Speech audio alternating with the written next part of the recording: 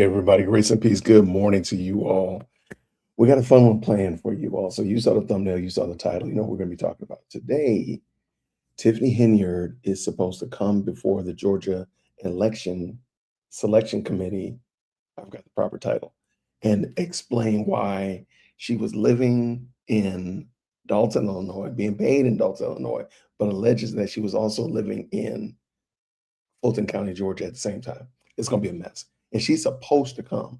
So she can't just be like a phone it in or not show up type of scenario. So that's that. And if you're not fully docked in, fully tapped in, Tiffany Henyard used to be the mayor in Dalton, Illinois. She had a lot of shenanigans, a lot of problems there. She was not elected to be mayor there, and she immediately came to Georgia. And I think she had already been kind of working it out because there had already been rumors. She had been spotted down here in Georgia last summer, last year, please forgive me. And so, yeah, so when she was not voted in as mayor, she came here to Georgia and alleged that she was living here. And of course, now that there is a Fulton County 5th District Commission seat open, because two people want to run for the commission chair. And when you run for the commission chair, you cannot hold your position as a commissioner. Who comes sweeping in? Tiffany Henyard, saying that she'd been in Georgia. They say that she qualifies to run, and I don't fully understand how they qualify because I'm like, she clearly is not a Georgian.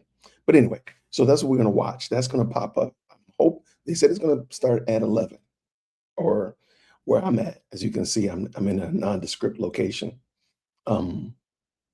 It's supposed to start at 8 o'clock here on the West Coast, which is 11 o'clock in Georgia, I think. I hope I have it right, man. I hate time zones. I'm terrible with time zones. Okay, so it's supposed to be at noon. Wait, am I right? Noon? No, 11 o'clock. Yes. It's supposed to be 11 o'clock. Gosh. All right, so I got that tapped in. Y'all, thank y'all so much for tapping in with me. Y'all know your boy hates doing this. I hate doing this. That's why I don't do man on the street podcasts, because I like having a little bit of control. And editor Jason, I got a bad feeling about this one. Editor Jason's gonna mess it up. I got a bad feeling about this one tonight. Anyway, is it Utah time? It might be Utah time. You might be right. It might be Utah time. Y'all crazy. Y'all crazy. Okay, so I need to do quick little quality control. How do I sound? How do I sound? I ran a couple tests last night, and it seemed like it sounded okay. I'm using a microphone on the little old school plug-in headphones. I don't have my high quality microphone. I have a microphone. I just didn't use it last night. I didn't practice it. So give me a green hearts if it sounds okay. Then I'm also going to run a quick test on the audio of the stream. So I'm gonna just pull in something and just play it for a hot second just to see. Government. Make Don't sure. think the schools would agree, but Make sure No, it I'm sounds just all talking right. about Fulton County government perspective. And You then sound fine. Okay, thank you so much. All right, how does and this then sound? 382 does not eliminate homestead property taxes either. It phases in like an increased homestead exemption amount yes, I over love it, I love 5 it. years. over 5 years. And the first is, what is this 10% representative of? Okay, so there'll be a little bit of delay because I don't have multiple monitors. So thank y'all so much. Okay, sounds good. Perfect. Thank y'all. I appreciate it. I was testing it last night. It sounded good to me. I said it might sound good to me because I just want it to sound good. So I gotta make sure y'all stay tapped in. Let me make sure I'm ready for when this happens. It's supposed to start at 11 o'clock. It's about 6 minutes till, give or take. So we will see. And if it does, I'm also trying to open up another window, make sure just in case anywhere else it pops up, just in case it's not on their main site like it should be. It should be on the main site though.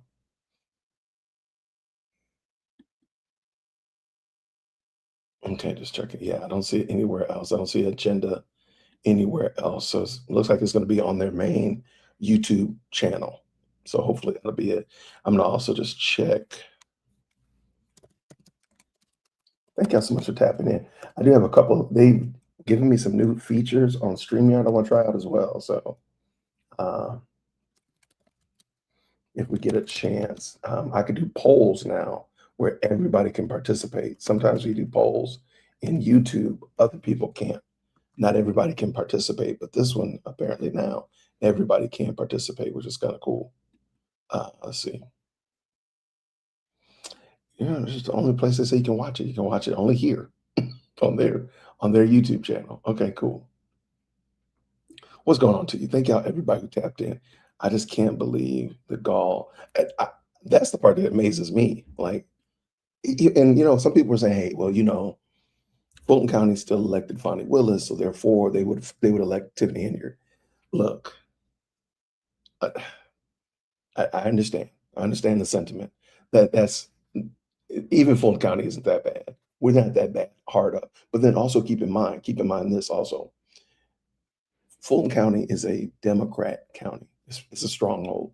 That's probably the reason why Georgia votes the way it does is because of Fulton County. And so why would they vote in a quote unquote a Republican who's grimy and slimy when they had Democrats that they could vote in? Like, why would they do that? There's no reason to believe that. And if you want to believe that, well, they'll cheat to get her in. Why? Why cheat to get Tiffany Henyard in? She got all this mess, all this drama, all this specter, all this baggage with her name. Why would they bring her in when they got somebody? They have commissioners who are less grimy, slimy, and full of shenanigans. Like, there's no reason to believe that. So I don't think, again, as I said before in my last video about this, there's no reason for her to run.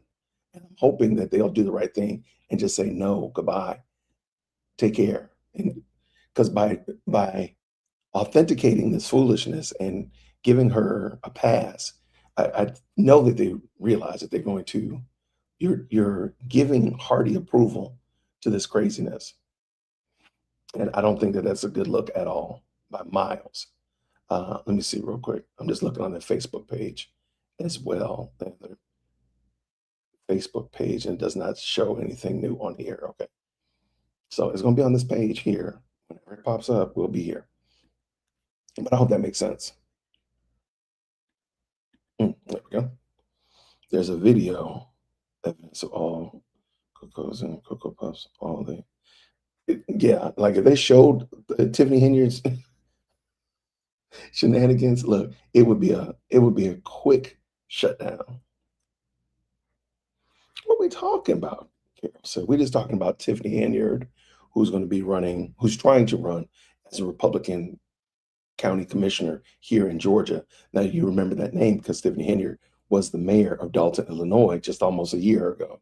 So the problem is she was the mayor of Dalton, being paid in Dalton, alleging that she lived here in Georgia at the same time.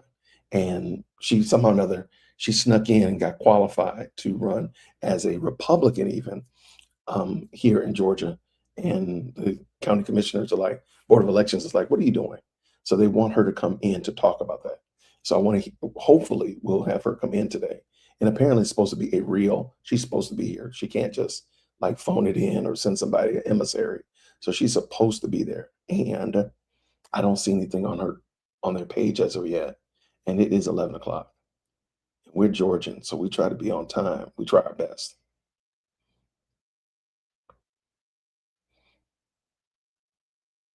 Let's see. Let me see. They have another channel. Fulton County Government Television. Oh, it's a different page. It's got some wild music though. Okay, everybody, real quick, green hearts in the chat when you can hear this. Hmm.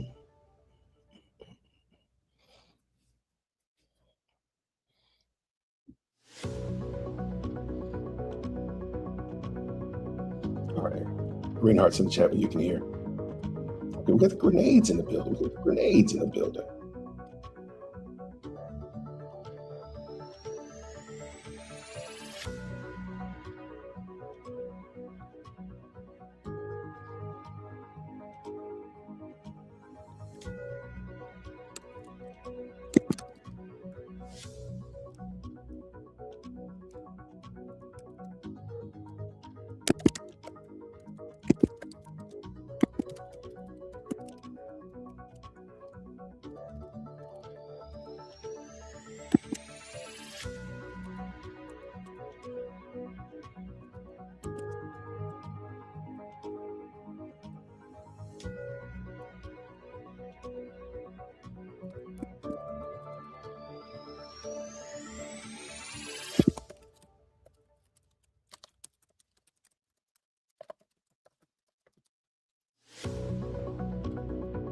Okay.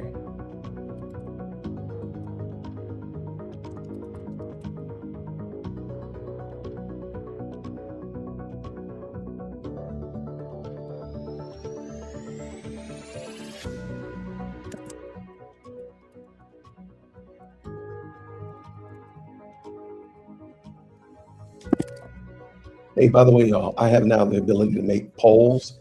So I'm putting a poll up. I don't know how it looks. So y'all tell me what y'all think about it. The Fulton County Board of Oh, Registration and goodness. Elections regular meeting is being held on April 9th, 2026 at 11 o'clock a.m. The rules for the meeting are all cell phones to be turned off prior to the meeting. If you are speaking, you should have given Ms. Bodison and her team a comment card prior to the meeting. All speakers will be granted up to 2 minutes and a total of 60 minutes per meeting. Can I get a motion for approval of the agenda? Motion. Motion to approve. Is there a second? Second. All those in favor say aye. Aye. Aye. Pledge of allegiance.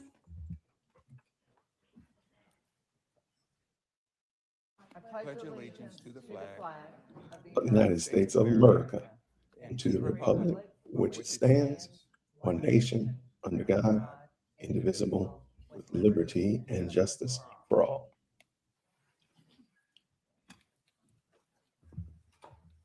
I don't have cards. I don't have the cards yet for the public comment section, so I'm sure they'll bring them. So while I'm waiting for the cards to be brought to me for public comment. Oh, here they go. Okay, usually they're on my desk. Okay, so for the public comment section, I'll name you 3 people, and please come up and stand one behind the other so I don't have to wait then to call the next person. Kevin Muldowney, Michael Gordon, L.A. Pink. Y'all know L.A. Pink. Y'all know her. If you've been following the YSL trial, you know L.A. Pink. Make this a bigger screen for y'all. Good morning. I didn't see Board Member Selby's First Amendment crushing public policy proposal on the current agenda. Perhaps he had second thoughts, perhaps the board's attorney advised against it, or maybe you just have other fish to fry. In any case, thank you for leaving it off. Public comments are one of the last avenue to voice our opinion and influence public policy. To squelch it would be a mistake. There is some confusion as to the status of the Alpharetta Library on Election Day. I had first heard it was removed as a voting location and replaced by a mosque. I now understand this is not the case. I would suggest more thorough communication to voters on this matter. People are yelling and screaming. Their heads are on fire. So, however, the proposal to accept absentee ballots on all Election Day polling places and county offices seems to be a problem, exposing all sorts of potential chain of custody issues. We need to at least have voters show their ID and have that ID recorded when using this controversial voting method. One drop box per 100,000 registered voters, plus the ability to actually mail a mail-in ballot, seems to be more than adequate opportunity to cast an absentee vote. I believe electors now have approximately 216 voting hours to cast their vote, Told y'all. including at least one weekend. It's simply amazing to think not long ago, we managed it all in a single 12-hour day. Thank you. I like this dude. That's my dude right there.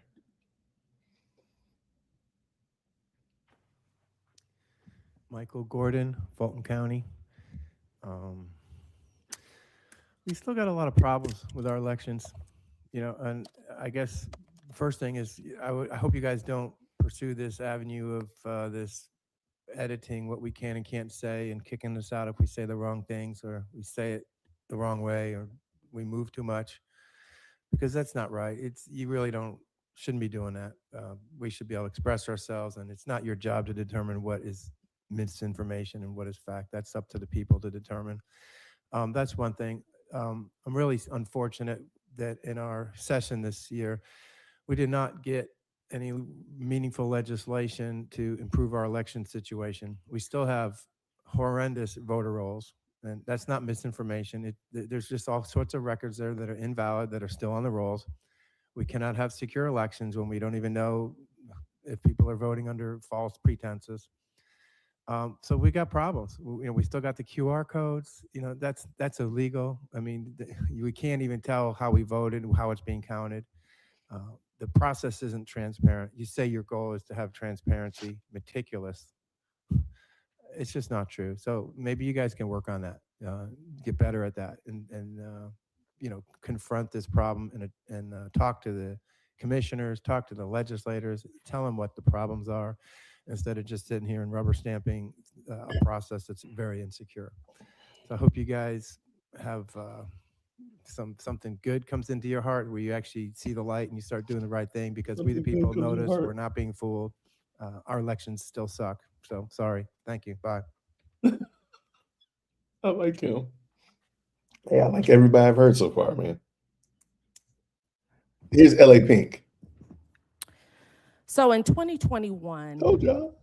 the sheriff said that it was a myth that if you want to commit a crime, come to Fulton County. This was a post that he posted Yeah, I remember back in that. 2021.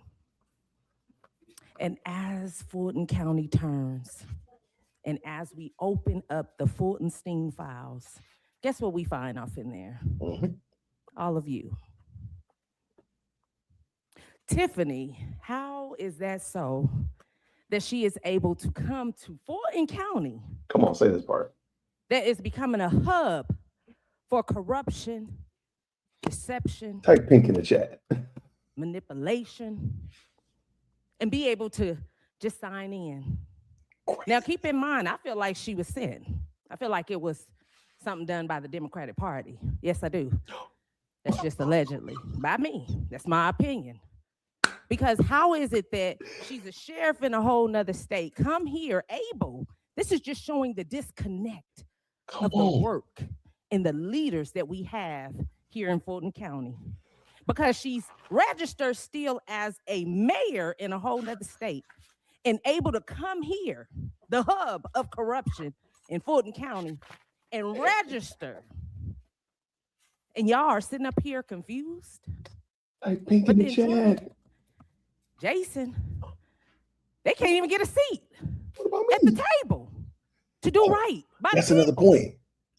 Oh, I gotta because bring of it the up. corruption of the Democratic Party. Now, this is for our Black people, because Harriet Tubman want to know, Malcolm X want to know, when is integrity going to step up to the plate? Because see, here in Georgia, Black people wasn't even supposed to be sitting in front of nobody. That's your Get time, it ma'am. together. Thank you. Yo, remind me to Next tell y'all speaker, about the county And- commission. we will not have clapping, and keep the decorum of the meeting. I told y'all LA Pink is gonna bring it. I Ms. told y'all. Gaudio, Maria Gaudio. Oh, okay. Her name is LA Lashley, Pink. Nurse Lashley is next after Maria Gaudio, and then Al Sorry, Edwards. typed it wrong. Her name is LA Pink. She's been all Morning. over Fonnie, all over all of So them. I'm very disappointed that the QR code abolishment goes into law in just a couple months. And I don't see it on the agenda as to what your plan is. It would make sense that for a primary election, you would have a dry run of what you're going to do.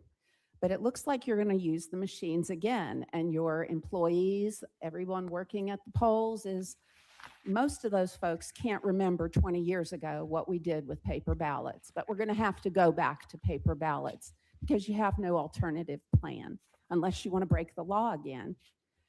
You know, what's to stop you? We have 2 attorneys on the board who don't know the First Amendment. That's okay too, because we have 2 attorneys on the Board of Commissioners who don't understand standing. How did you get bar cards and not know the First Amendment? Crazy. But you don't. Wow. We have chain of custody issues. We have fraudulent voting from our records It's not just a few here, a few there. It's tens and maybe even hundreds of thousands. And if you didn't want the ballots, why would Shay Alexander want to destroy them? Why would Nadine Williams say, I don't care about the ballots, you can make paper airplanes as far as I'm concerned? But yet you want them back because you know that you're guilty. You know there's something there and you don't want the DOJ or the FBI to find it. Fulton County is the hub of fraud. And now you're probably going to let Tiffany Henyard run for county commissioner, aren't you? That's what you're going to do, aren't you? She hasn't been here a year like the law Time is up. says she should be. Hey, I take back everything I said bad about Fulton County, y'all. I take it back. Fulton County is, these people ain't playing with them today. Good evening. How are you? My name is Nurse Lashley. I'm actually a resident of Henry County, but I want to first start off by saying thank you for addressing the issue that I brought to your attention about Tiffany Henyard and how long she's been in the county and her not really being able, in my opinion, from what I reviewed, to run as commissioner. It is disheartening to hear everything that I hear your residents saying, because I do go to a lot of board meetings and listen, and this sounds very repetitive. So basically, I pray that you guys ensure that you don't let Tiffany Henyard come into this county and do what she did on the south side of Illinois, leaving it more than $200,000 plus in debt in the section of the PD, $3.1 million lawsuit that she caused from her neglect, and much more. So with that goes to say, I want to say thank you so much for even this addressing this particular issue today, but it do dishearten me for what I hear. And I would like to add one more thing. I give out food right up the street at the church. And it's really disheartening to see all of these beautiful buildings, law enforcement and everything, and there's not really no services here. I'm spending my money from another county, at least $500 a week to feed 100 people a week, and I don't see any resources for them. So if you know any resources that can help me provide more food for them, for your county, please let me know. But it is really disheartening to see that right outside the door. Have a good day. Shout out to Nurse Nat Lashley. She can go to the churches in the community, would help her out if she goes there. Good morning. Well, I have to apologize first to the board and thank you for having me here. I've got to use my cell phone, but it is on silent and not going to disturb us. The question before us today is whether or not to use the Islamic Center rather than the Alpharetta Public Library as a polling place. Wow. It, as its core, is a question about liberty and equality and the true meaning of the Constitution. The framers of the Constitution and later the authors of the Bill of Rights enshrined a radical idea for their time that freedom of religion was not only tolerated, it was protected. The principle is not passive, it's active. It calls upon us to ensure that religious institutions are not pushed to the margins of public life, but welcomed as equal participants in the civic fabric. To choose to keep the Islamic Center as the polling place is to affirm that principle. It's to recognize that the Constitution does not establish a hierarchy of acceptable places for community engagement. Rather, it prohibits government, by any extension, and society from favoring one viewpoint or type of institution over another, a form of discrimination. Some may argue that a public library would be more neutral. I would tend to disagree with that. Even though it would satisfy some, this is a part of the participation process that is essential to our way of life as Americans. We're living out that principle, and the government and society must neither establish religion nor inhibit its free exercise. It sends a message, not just locally in Alpharetta, but more broadly, that inclusion is not theoretical, it's practice. This isn't DEI, because this is religious freedom. It's visible and it's real. The Constitution does not ask us to choose the most familiar option. It asks us to choose the most faithful one. That's your time, sir. Thank you. I disagree with him wholeheartedly, but Autumn Miller, Ralph O'Connor.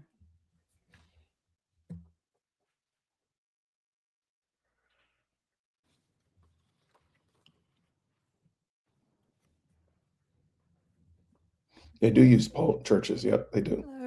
Hello.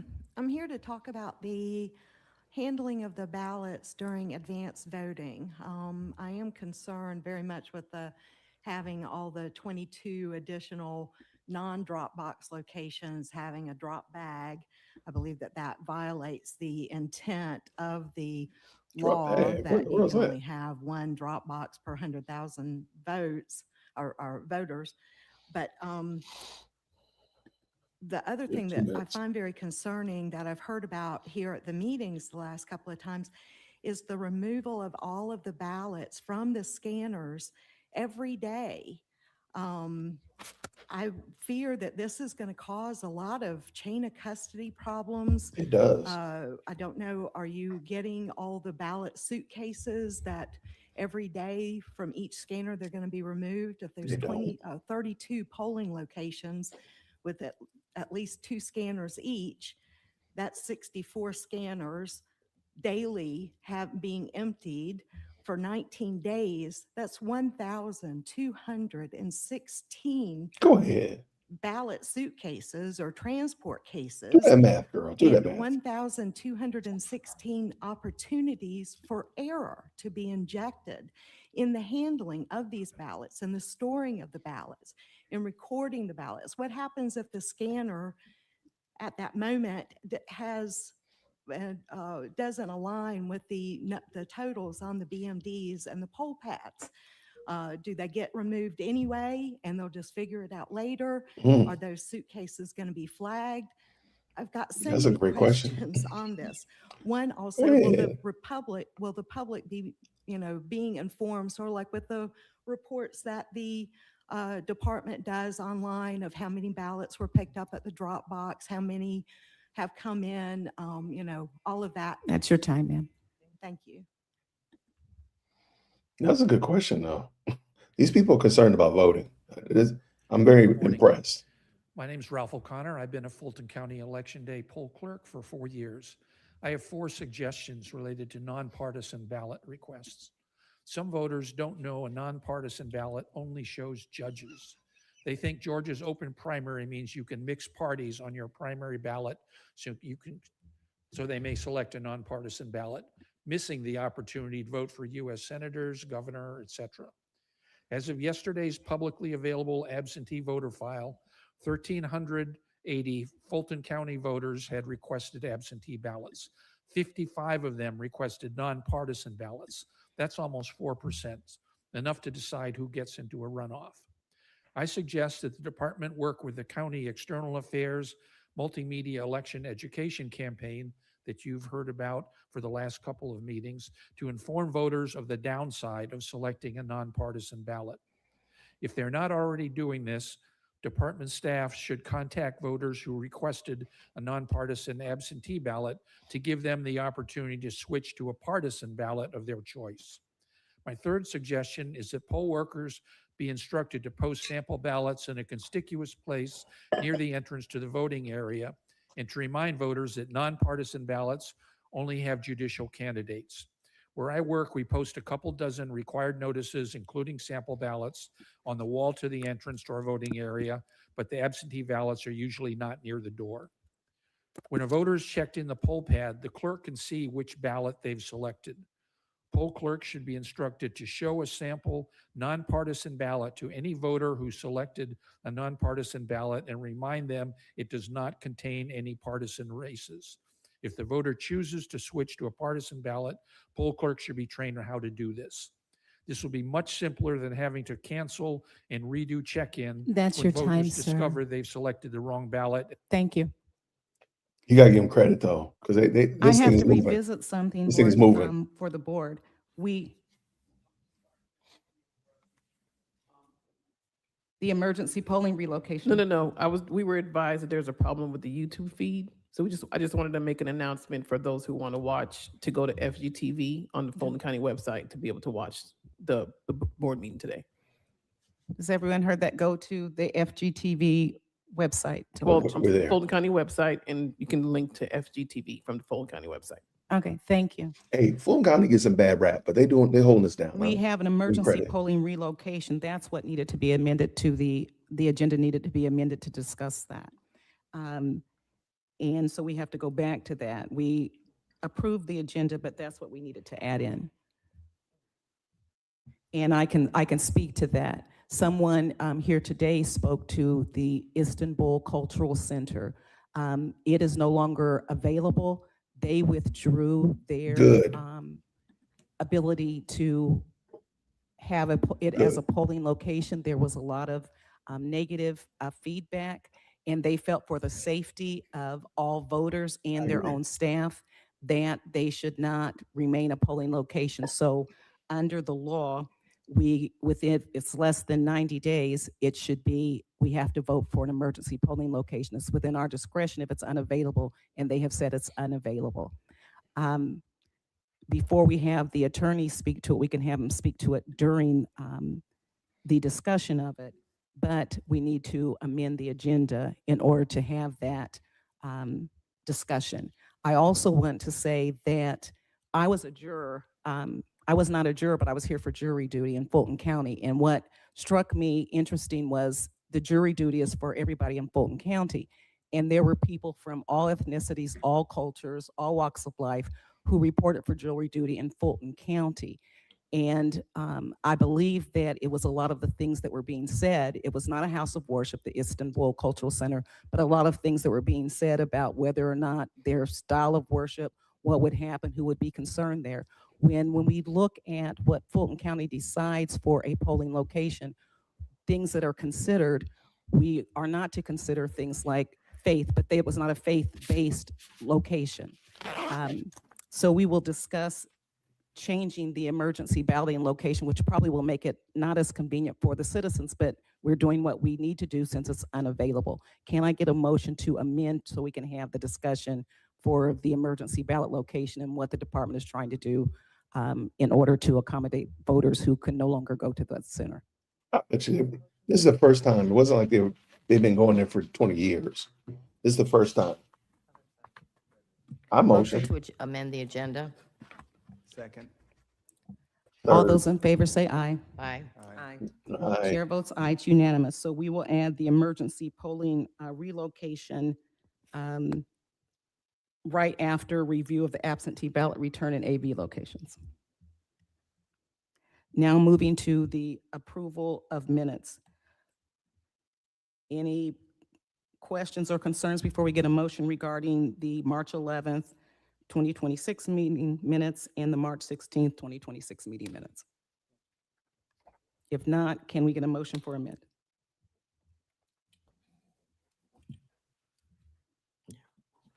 Motion to approve the minutes. I approve the minutes. Second. All those in favor say aye. Aye. Aye. Chair votes aye, the minutes are approved. Can we turn now, Director Williams, to the monthly operations report for March? Good morning, Madam Chair, members of the board. Our staff has been diligently working to prepare for the May 19th election to include poll worker recruitment, poll worker training, equipment allocations, confirming polling place reservations, updating our voter records, et cetera. We sent the operations report to the board and we'll take any questions at this time. Questions regarding the operations report? Member Adams. Yes, I've got a couple of questions. Are we on target with recruiting and training? Yes, we are on target for advanced voting and election day recruitment and training. Great, great. With this new policy that we're looking at of picking up all the ballots every day during early voting, all of those materials will be taken right after they're picked up to the department. Is that correct? Yes, so we will have couriers in teams of 2 that go to each advanced voting location. There is a chain of custody form that has to be filled out by the poll staff to ensure that everything is sealed in its container. And those items will be then transported to the election hub to be locked into a secure cage. And aren't we going to discuss that further in 10? We're going to talk about it in detail because the SOPs are there too. Okay. Does anybody else have questions? I do have a couple more. Okay, go on, Member Adams. I'm just trying to find my folded Okay. down page. I wanted to come back to the discussion we had before about the homeless people that are not registered at the department. Then this came into law January 1st of 2025, and wanted to see what kind of progress we were making on that. Okay, so as we stated in the last meeting, when the legislation changed, we had updated our website to ensure that that information was on our website, that people had to use our office as their mailing address. Because of all of the rhetoric on social media about homeless voters, we have sent out a letter to all of the homeless shelters and religious institutions that possibly house homeless persons to advise them that to please inform us if they're a shelter, to reconfirm, so we can flag that in Jarvis, because that ability was not able to be done in ENET. But in Jarvis, we can flag it as a homeless shelter. That way, if you see 5 or more people registered at the church, it is valid, because sometimes they do have shelters in their basement. As I said in the last meeting, I know the Catholic Church across the street does house homeless persons, and they do reside there. So that all those letters were sent to the shelters and the churches, so they can call our office, confirm if they're a shelter, confirm if they allow the persons to reside there, as well as telling them to tell the voters, the homeless voters, to update their information on MVP so they can be in compliance with the mailing address being our address. And I actually sent the copy of that letter to this board. Hopefully you received that email. Okay. And adding on to that, if any of the board members know of shelters maybe that might have been missed or in your area, if you could send that copy. I personally have tried to also reach out to other shelters and places to make sure that the unhoused understand what their voting rights are. And I think we as a board should reach out, because the department may not know, but we may know something in our own communities, and we can reach out and give them that same letter to make sure that they're dispersing it amongst the homeless population that they serve. Okay. And I also wanted to see out of that, I mean, we had thousands and registered in homeless shelters. And I know you said that, I think when you were talking about the Catholic Church, you said last meeting, I believe it was 19 people were actually living in basement facilities. But have we shrunk the number of people that are registered at homeless shelters? Well, let me be clear. I know that there was a lot of social media posts about the number of people, and sometimes, and what they did not say is that a lot of those people are inactive and have not voted. So if those persons did move, they probably did not update their information. But Ms. Glenn can advise if there is a total number. But again, what they do not stay on their social media posts, that these persons are inactive, have not voted. And again, if they choose to do so, we will flag them if they have not updated their information. So if they do decide to come to the precinct to vote, they will be advised to update their information and have to vote provisionally until they update that information. But I don't have an actual number for you of how many people, but again, we are going through those files. Okay. Thank you. Ms. Glenn, since we raised that, do you have a comment as to how it gets flagged in the system, how it gets reported to you, and what your department is doing? As far as The homeless. we, like Director Williams said, we have the ability to put it in Jarvis, which is an acceptable or homeless shelter, so that we know people can be registered there. As far as the number, no, we don't limit the number of people that can be registered there. Our VEO department has gone out and they're working closely with all of those facilities to just make sure what services that they do have there. And as Director Williams said, they're inactive in the system if they haven't voted. So that's the first flag. So they have to show the address. When you're in an active status, you have to verify your address with your ID when you come to cast the ballot, or you will have to cast a provisional ballot. I don't know what's the question. Thank you. Mhm. Thank you. Any, Just so people remember, there was a mention of the numbers of ineligible people to vote on our system. But the NVRA, we can't get rid of anyone unless they take him off of Garvis, unless they have missed 2 federal elections without voting. So yes, we have those names on our voter rolls, but it would be against the law to take those names off until the second federal election has passed and they haven't voted. Anyone else? I've got one more question. Member Adams. Under supplies and logistics, it says that 18 Fulton County time-limited couriers were onboarded. Is that for the picking? I was just wondering, I know that they'd be doing other things, but is that primarily to pick up the ballots from the early voting locations? No, we always have 18 couriers that are time limited. They have other duties. They do supplies and logistics. They do deliveries of supplies to our offices, etc. But they will be included in those pickups. But no, they're not there specifically for that. That'll just be added to one of their work duties. Okay, thank you. Okay, so we have election update. Is there anything else you want to tell us about the update on the election for May 19? No, actually, Okay. we have finished ballot proofing. So the sample ballots are on the website. We have advised voters to make sure that they go to their actual to MVP to see their exact website. The one that's the sample ballot on the website is a composite. So if you want to see your actual ballot assigned to you, you would need to go to MVP to see that information. But it is on the website. We will do an update to the polling locations once the board approves what we have before you today with the emergency move. Outside of that, we are just preparing. Okay, thank you. Now, can you provide an update on Fulton Facts webpage, or is that External Affairs doing it separately? Sorry, can you repeat the question? The update on Fulton Facts webpage. Yes, so thank you to External Affairs for getting this website updated. We have asked that we assist with combating misinformation.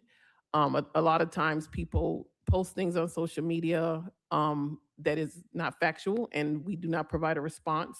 So this allows voters to find an avenue to where they can get factual information. As of today, that site includes our comment regarding the 2020 election, the FBI seizure, the sheriff race. Those facts are on our website. And we will continue to update that as things arise, just to give people an avenue where to find factual information. Any questions regarding that? Yeah, I have a question. You had proposed comment. Okay, real quick. I'm gonna pause this. They're talking, and I think you all kind of get the skinny of it. I just dropped a link down here in the chat. Here's the provisional ballot for Fulton County. If you go to Republican, go down to Commissioner, District 5 Commissioner, she's on the ballot. I don't even know I don't even know why they're having this discussion. They already got her on the ballot. She's already on the ballot. So I don't know why do you have this discussion? They've already presumed that she's allowed to be on the ballot in the first place. That's crazy work. Anyway, I just wanted you to see that. So that link, if you're interested in checking it out, is there. All right, let's get back to this. Let's go. Hear what they talk about. Okay, so we'll move to update on the text by email communication tool that we're using for voters to opt in. And I know you sent us an email to the board saying to test this out, but tell us how it's going. Yes, so we did do our first run of our email and text platform. So that what happens is when we encourage voters to go to MVP to update their email address and their mobile phone number. If that information is there, once we send out a message, they will receive that. We did do our first trial run, and what we are circling back to do is to change the appearance of it to have the logo and things of that nature, because we did get feedback from some voters questioning if it was spam or not. So we're going to make sure the appearance of it it just seems more official. So they're working on that with the vendor. Outside of that, we will do this again in maybe a few weeks or so, but I will send this board a schedule when it is determined of when those messages will go out. But the goal is to send out the message to voters to remind them that advanced voting has started, if they have a precinct relocation, they will receive an email, a text or email when it gets closer to those dates. But we'll continue to do that. But like, again, we did have our first run, and we are going to change the appearance of it so it doesn't look like spam. Member Crawford. Have we fixed the distribution list to reach everyone? They're working on that as They're well. still working on And that. what Ms. Crawford is referring to, that some of the numbers that populated did not, it messed up the digits. So they're going to go back in and fix that as well when we do the resend. Member Adams. I know we've worked, I think this is a great program, and I know we've worked to increase the number of phone numbers and email addresses. Any updates on how much we've increased, or just a general idea? We do not have that number. Once I guess in a few months when we pull the file, we'll see if the number increased. But we'll compare numbers if a few months from now, to see if voters have actually gone out there and updated information through word of mouth to put that information in MVP if they have not done so. Okay, thank you. Member Selby. Director Williams, is there anything we can do at the May 19th meeting to offer to voters, alert them that if they wanted to receive a communication via text or email, that they should, sort of just to remind them how they go about it? We can work with external affairs to see what we can put out, and then we'll circle back. I'll send you all an email to see what we can come up with. I thought I saw something that External Affairs was sending out. I thought I saw something that came through email from External Affairs either last week or something, telling voters, like with their voter information and when the end of polling location is, about the text and the communication. But I think we should really try to push that out so we can get more. So, one of the things I'm picking up from this is it seems like the county commission is doing all the work and the voters are doing none of the work. If you want to participate in this activity, you need to go to your location. You need to do the due diligence. I don't understand why we're not making that the big thing.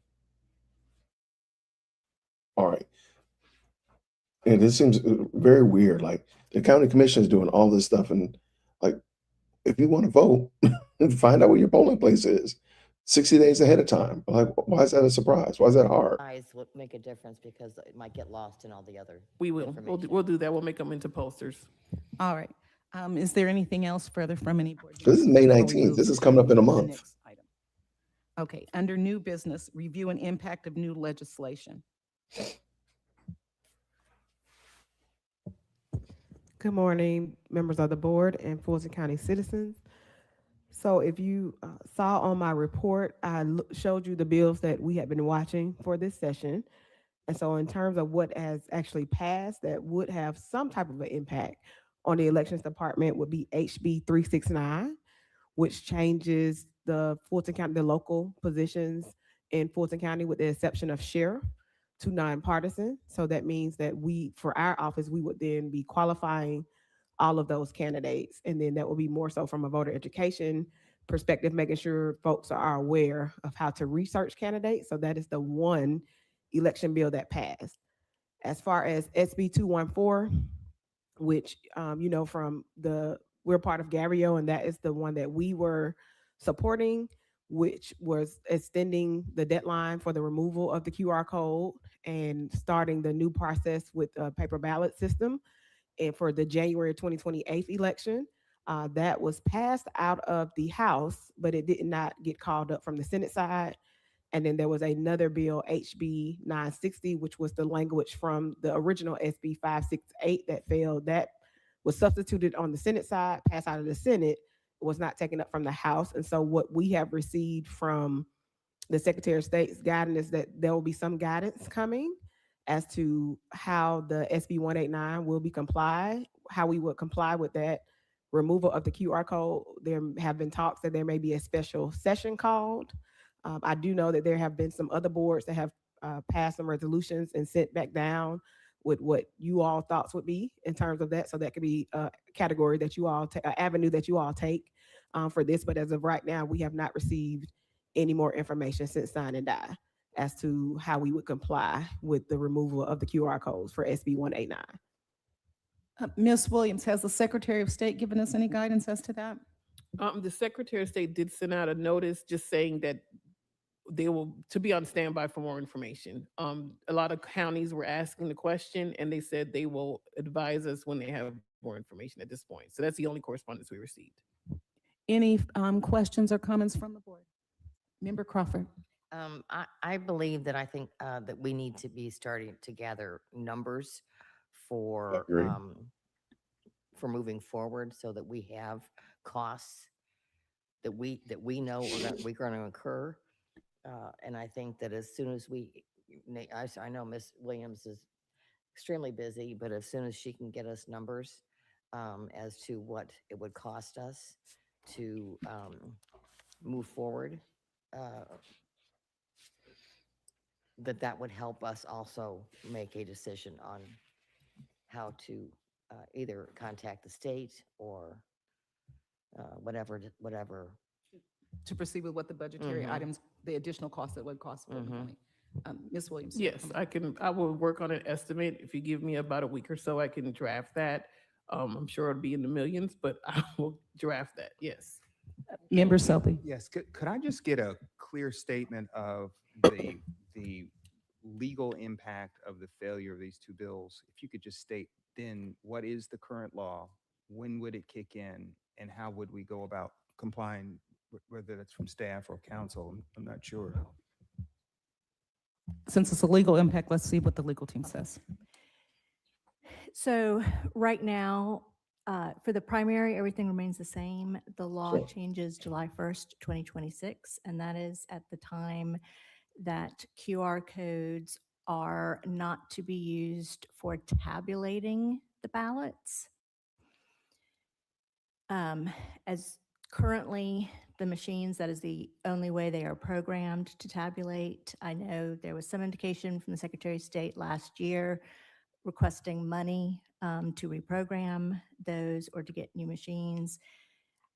That he has said that was not funded. Now, state law 21-2300 does require that there be a uniform method for the counties for casting ballots. So the counties by state law are supposed to, under the direction of the Secretary of State, who has the authority to sort of choose the voting system within the requirements of the state law. So the counties should, that's why I'm expecting guidance from Secretary of State so that all the counties are on the same path come July 1st if there's not a special session. That could be that he comes out and says we need to hand count ballots because we may still scan them and that be an unofficial tally, and then they may have to be hand counted to be the official tally, because the way SB 189 stated is that those should not be used to tally the votes. I mean, that's one option. I know that's been discussed. That would, require a lot more staff. There has been talk about another special session. So I think at this point we need to, because I don't think a county right now can choose on their own, this is what we're going to do. So I would hope in the next couple of weeks, we get more definitive response from the Secretary of State as to what the plan is for the entire county. And that may mean for, all those counties that do a July 1st budget that they need to think about their November budgeting, or to amend their budget for November if it's going to require more additional staff. But just to confirm, the primary on May is not subject to the law. Correct. Okay. So, the law takes effect July July 1. 1st. Got it. Yes. Thank you so much. Member Adams.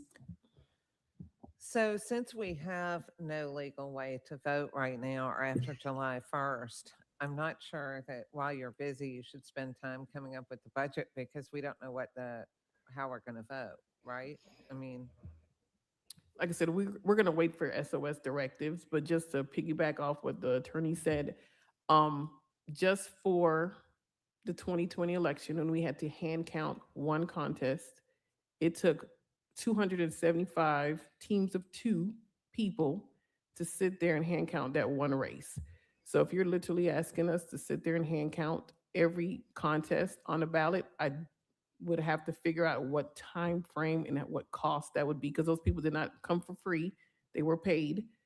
And that is gonna be a big cost to the county. But I'm not sure if I'm answering your question, but again, we have to wait for SOS. Right now, how we're running elections is legal per the law, and we will be we will make sure we're in compliance when we get new directives from the Secretary of State. Right, So- because what the attorney was saying is it has to be uniform. And I believe your statement speaks more to the fact of how difficult it was in 2020 than That's whether crazy. or not it is a good utilization of time to try to come up with a budget. And I can understand why Member Adams is saying that, since we have to do it uniformly throughout the state. Right, and yes, you're correct. So every county has to follow the directives by the Secretary of State. We do not make up our own rules. So once we get those directives, we can figure out exactly what the cost is gonna be. Okay. And just to clarify, you said in 2020, you had 275 teams? Roughly, two? yes, of teams of 2. And how long did it take them to vote, to count one race? I want to say, I don't remember, maybe like 4 days, 5 days, I don't remember, but it was a Wow. lot. And that was at now, the only thing that we can say, we possibly have the floor space because we moved the elections up. We won't have to rent out the Georgia Congress Center. But that's all, we'll save money on that at least. And it is an estimate. You're not saying that's what it took. So it's not like but It's it's an an estimate that you think estimate. it was 4 or 5 days. Okay. Estimate, yeah, estimate, yes. Okay. Moving on to approval of intergovernmental agreements for the city of Fairburn and South Fulton. Yeah, I don't know when they're gonna talk about Tiffany. Yes, so the city of Fairburn and the city of South Fulton both have special elections, and they have asked for us to conduct those elections. Their contest will be added to the May 19th ballot. So there is no cost to the cities. They have been advised that if by some chance there is no statewide runoff or no countywide runoff, and if they have a runoff, they would have to bear that cost for the June election. But we are asking for board approval to conduct their elections for the May election with a possible June runoff. Is there any questions before we take a motion? Yeah, so. Why are you doing and this? I kind of saw these, but how much are we charging those cities for that? There is no cost because there is no additional work at this time. We're just adding the question to the ballot. As I said, if there is a runoff, if they have a runoff and we do not for the state or for the county, then they would have to bear that cost. And it's probably going to be the same as what they paid in 2025 for their runoff elections. Okay, thank Do you. you recall what they paid in 2025, just for clarity? Janelle remembers. Okay, we don't have that number. Okay, all right. Can we get a motion to approve the intergovernmental agreements for the city of Fairburn and the city of South Fulton? Motion to approve the intergovernmental agreements for the city of Fairburn and the city of South Fulton. Is there a second? Second. A second. All those in favor say aye. Aye. Aye. Chair votes aye. It's Let's get unanimous. that. Moving to review of the policy on absentee ballot return at the AV locations. And what we have in your packet are the standard operating procedures that the department would like to use. And what we also have is the superintendent's own ballot drop-off policy for that as well. And I'm going to ask first Ms. Williams to explain it, and then we'll. Can you tell me, is this where we are? Yes, ma'am. Ms. Williams, will you speak to it first? Okay, so the process are you asking me to speak about the process of yes, so. The operating procedures and all. Yes, so what will happen is for the advanced voting locations, currently we have 7 drop boxes. We have 32 locations, 7 have drop boxes, 3 already have a office on site. So the election hub, there's already an office, North Annex, there's an office, South Annex, there's an office. For the remainder of those locations, that staff will be given a sealed bag where voters can come and drop off an absentee by mail ballot. We have created the chain of custody forms. We have created training materials to advise the poll managers of how to receive these ballots. They will also be deputized as deputy registrars to be able to receive those ballots. We are purchasing the bags that are needed for that transport. And we're asking the board to approve that policy. So those SOPs have been drafted. I believe I did send a copy of that to this board as well for review. And I can take any questions at this time. And will the manager or assistant manager? At this point in the game, I think ballot counting should be live streamed.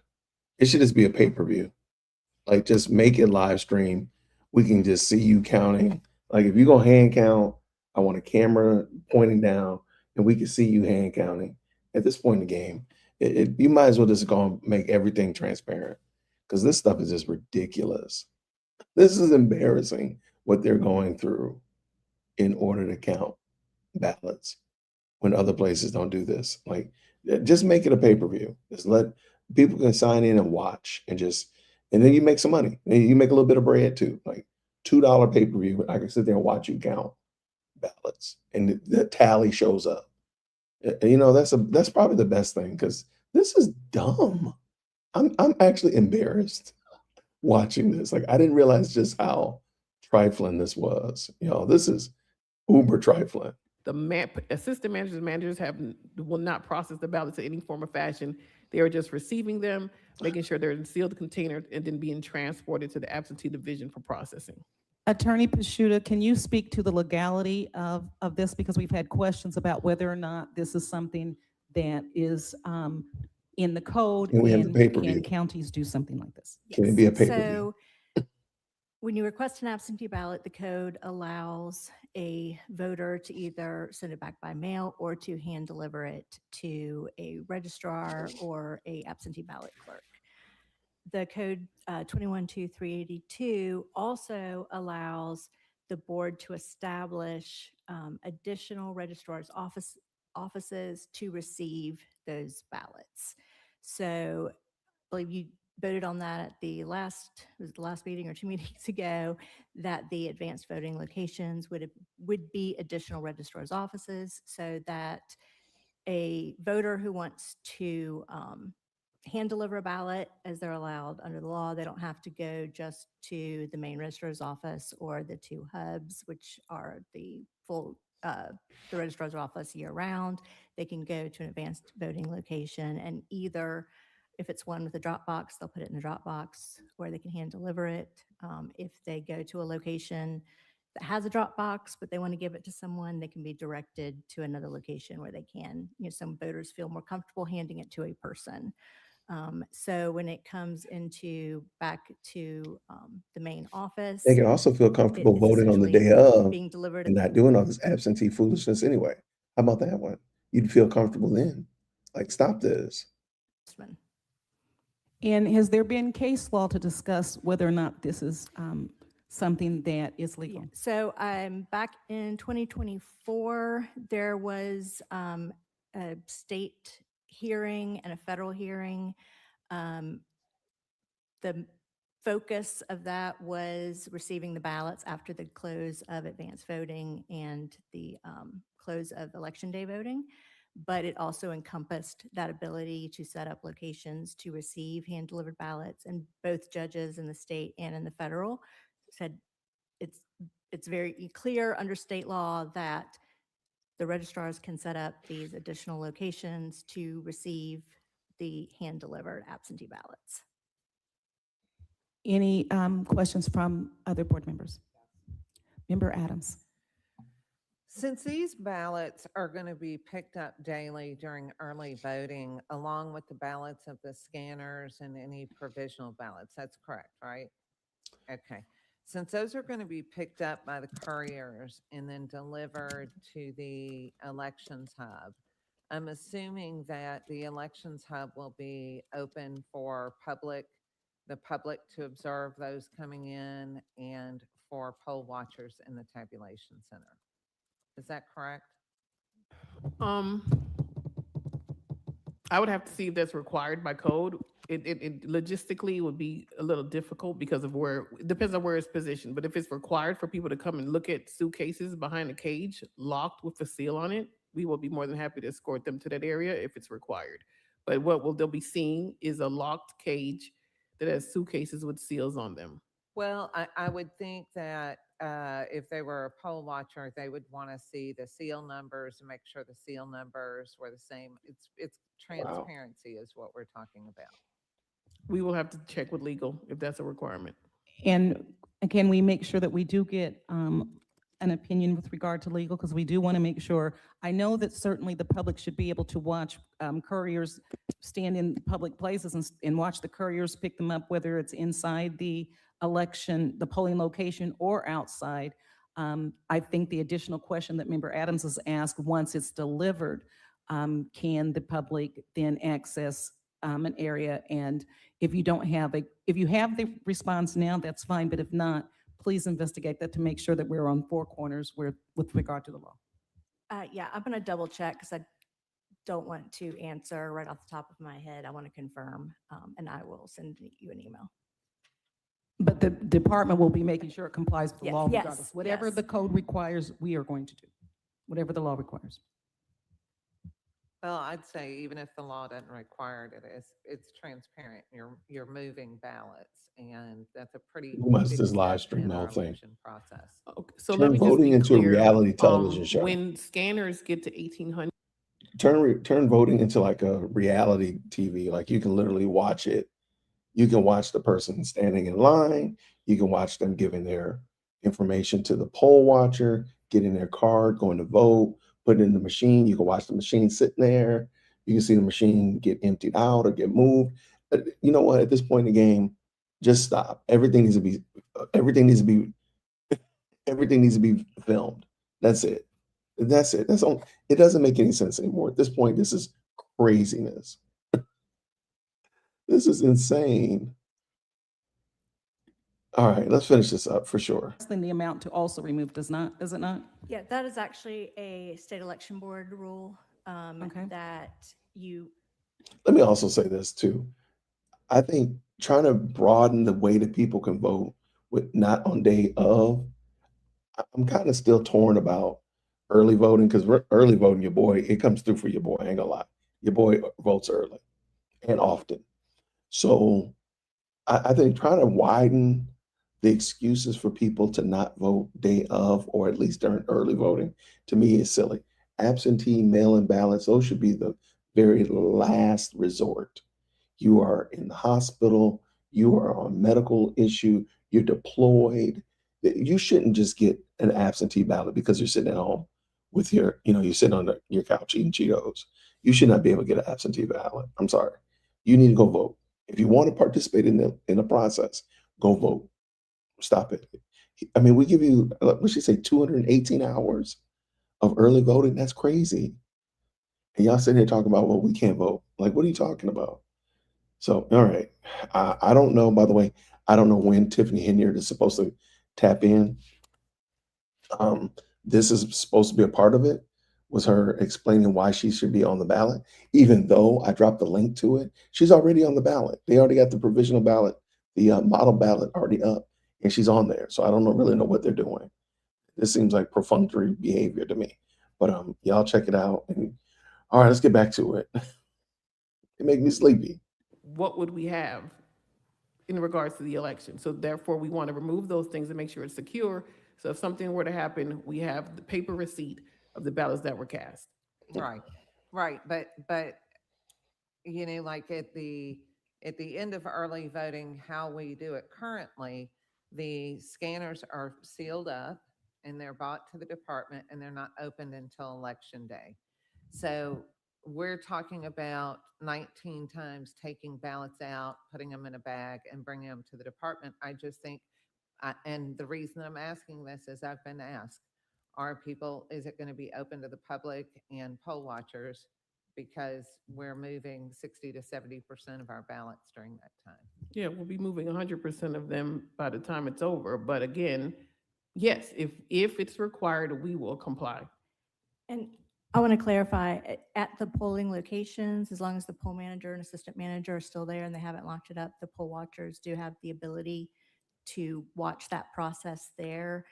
What I want to confirm is the process when it comes back to the hub. I need to confirm that section, but as far as the polling locations, they are welcome to be there when they start opening and all the way through the end. Right. Video And the watch. public can come in after. Just they live close. stream it. Just live No, stream not it. after they close. Up Not on the- Once before it- they close. Yes, so even if The public polling can has come in from ended, live. but Oh, you're the- talking about at the hub. No, I'm talking at polling locations. even once voting has ended for the day, as long as the employees are still there, the poll manager's still there and doing that, yes, the public can still watch at that time. I didn't understand Um, that that's what she But was asking. once poll manager locks up the building and everything, no, everyone leaves. I need to confirm whether they can then come to the hub and then also watch that transfer process. I need to confirm that section. And I want to make it clear, I was thinking that Member Adams was saying after they locked the doors, no one could come in. But of course, once the polling is stopped for the day, as long as they're in there, They that's. couldn't get yes. in with the doors That's locked. why I was saying no. They break them That's and why I was saying enter. no, they can't come in after that. All right, any other questions? Yes. Member Selby. Director Williams, could you just describe just generally the safeguards that are in place for this process, just for my edification and the public's? Yes, so it's required to have, like I said, when we had to empty them when they were 15, forgive me for saying 18, it was always teams of two. Teams of two people will come.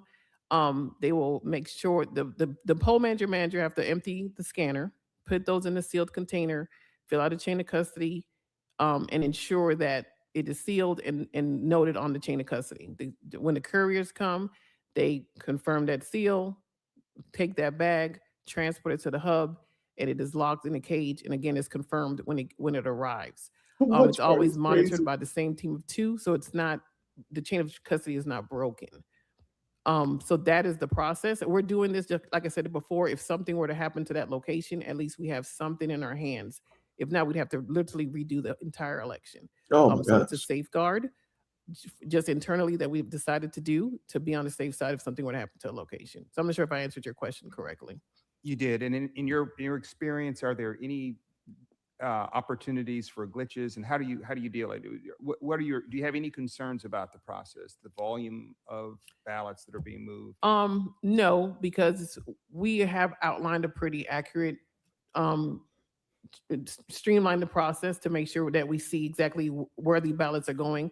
Again, at the end, we are still going to count the ballots. We always, after every election, literally count the ballots like a money counter. To make sure that what's on that results tape equals to the number of paper ballots that before you all certify, and none of that will change. Right. So there's redundancy. Yes, so we will know at the end of the advanced voting period, let's say we picked up 19 bags from Buckhead Library, all the ballots in that 19 bags should equal what's on that tape when that tape is ran on tabulation night. So there's still checks and balances along the way. It also should match up with the recap sheets and all the other things that happen in that process. Ms. Adams, if we had problems sometimes at polling locations with regard to people locking doors or making sure it was secure, could you speak to that? Yes, so we did have an occasion where a poll manager forgot to lock a door. Thankfully, it was an internal door. But that was still still a concern that if you forget to lock a door or if it's an access card and that were to be breached at one of the libraries, that stuff is sitting there overnight that we need some type of check and balance. So that's why we decided to do this. Other questions from the board? Member Adams? So have we posted all of this information, this first sheet that says return of Okay, I'm just gonna jump in real quick because this is super boring. All right, so this question right here, why can't they have one place where everyone comes to vote and the ballots are securely counted in the same building so that people know that the votes were counted, processed, and protected? That would be cool. The problem is Fulton County is gigantic. It's huge. And now that would just open up so many I can't get there issues that it would just be a boondoggle. I'm perfectly fine with having 100 polling places available on election day. And you have 100 places to go. You know where you're supposed to go. There's not going to be crazy, ridiculous lines and that stuff of that nature. It's really this extended voting and these provisional and absentee ballots. That's really the problem. The problem is not day of voting. The problem is all of those things around it. And again, I'm a fan of early voting, but I think that that's part of the problem. And it does lower the voting block because people are just not going to do it day of. If it's the first Tuesday of November and that's the day to vote, there are going to be people who still not going to vote, even though you know that years in advance. Everybody knows it's the first Tuesday in November. Everybody knows that. So let's keep it going. Let's see what they are talking about now. To this today, and I have not had a chance to read it. Any other comment from any other board member? No. Okay.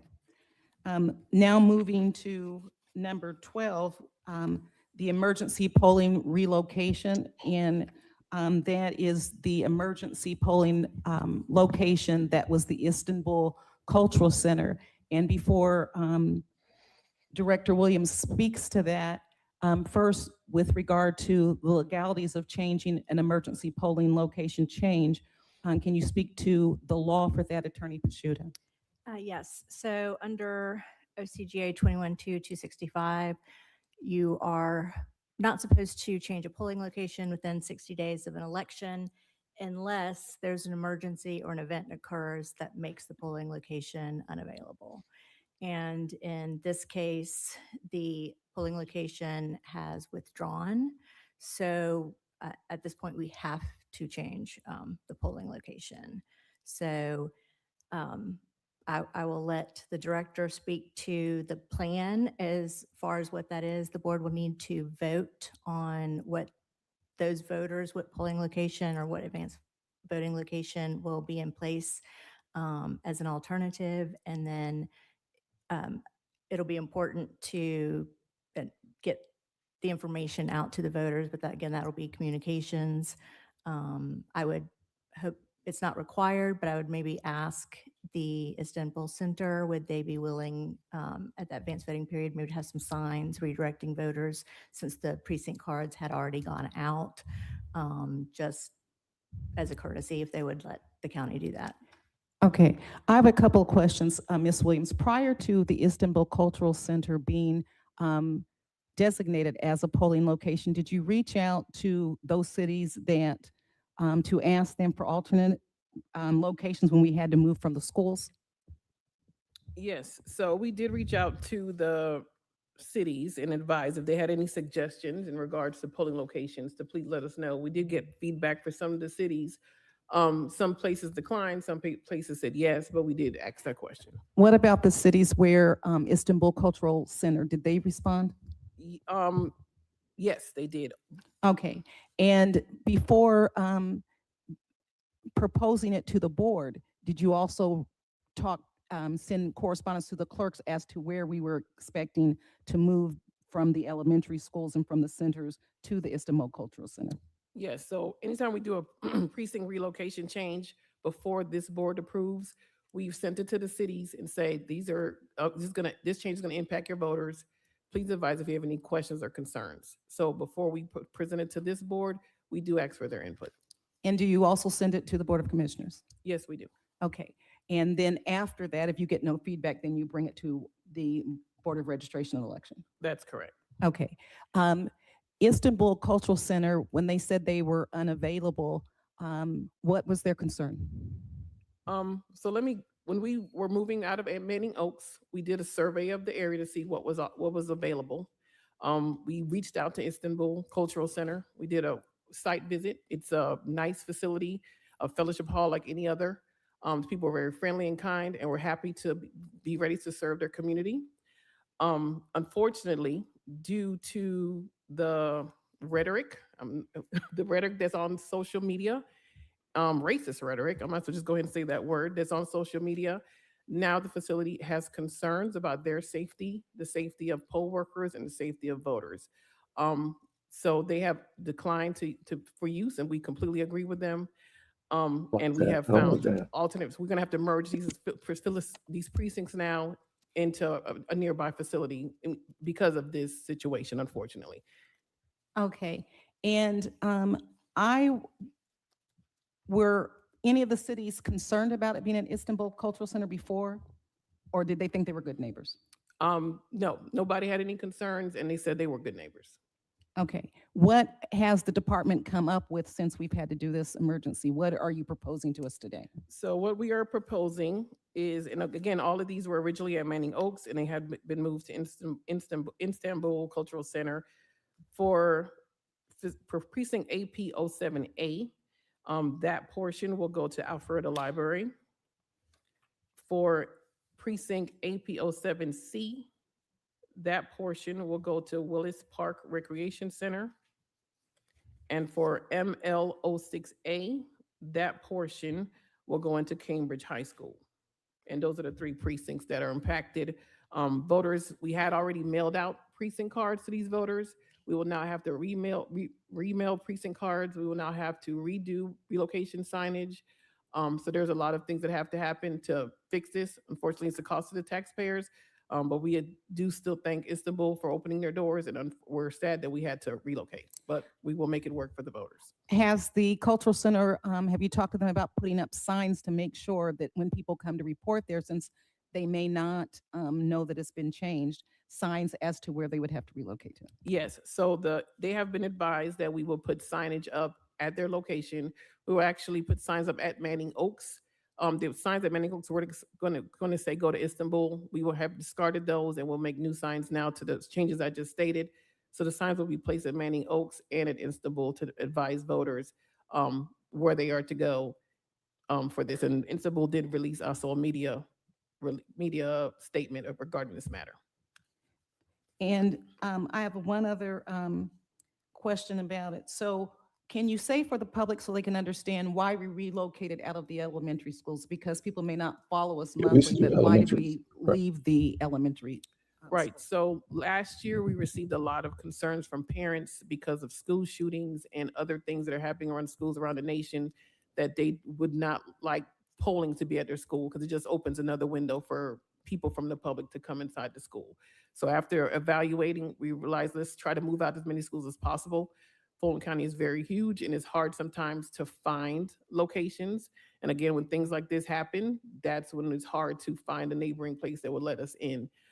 So we decided to move out of schools. I think we had a total, since 2025, it's been a slow process. We had maybe a total of 65.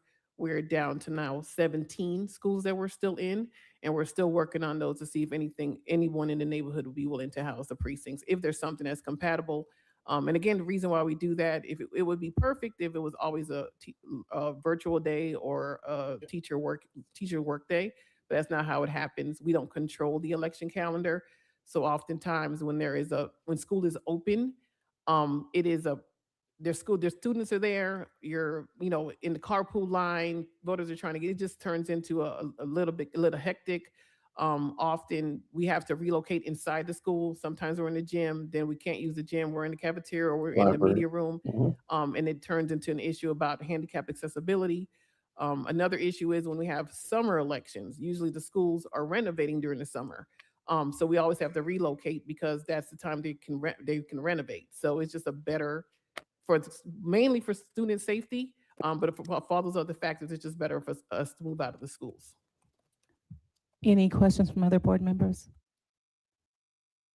Okay, so we need to vote for changing the polling locations.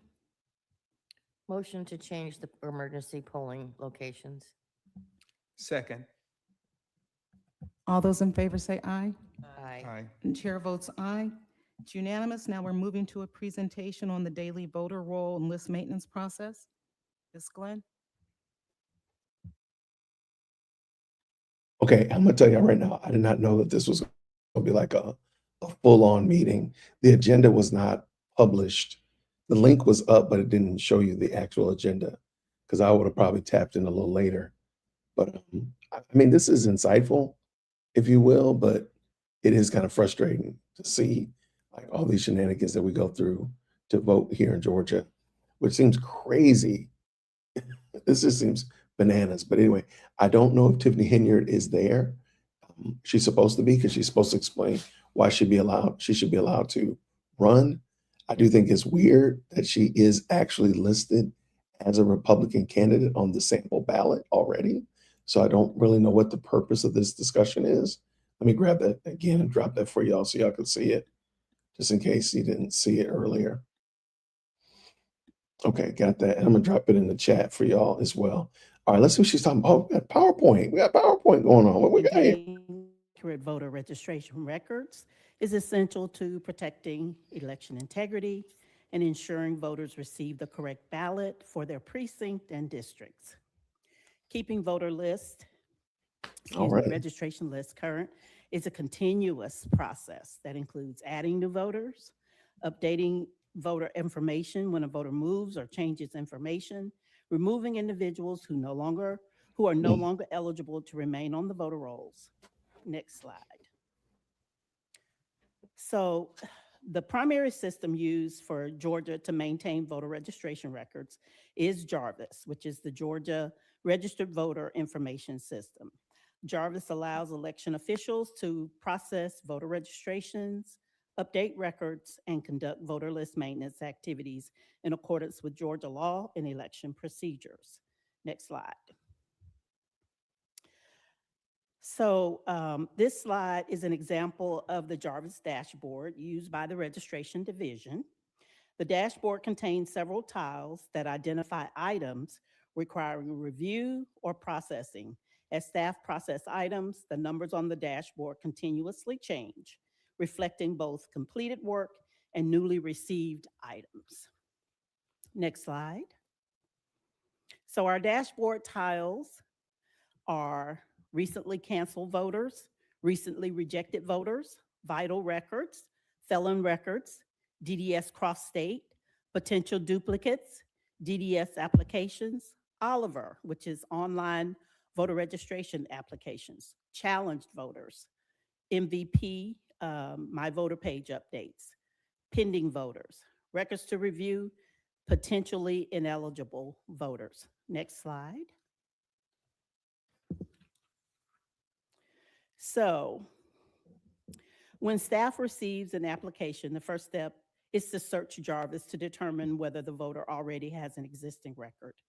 If the voter record already exists, staff updates the existing record rather than creating a duplicate.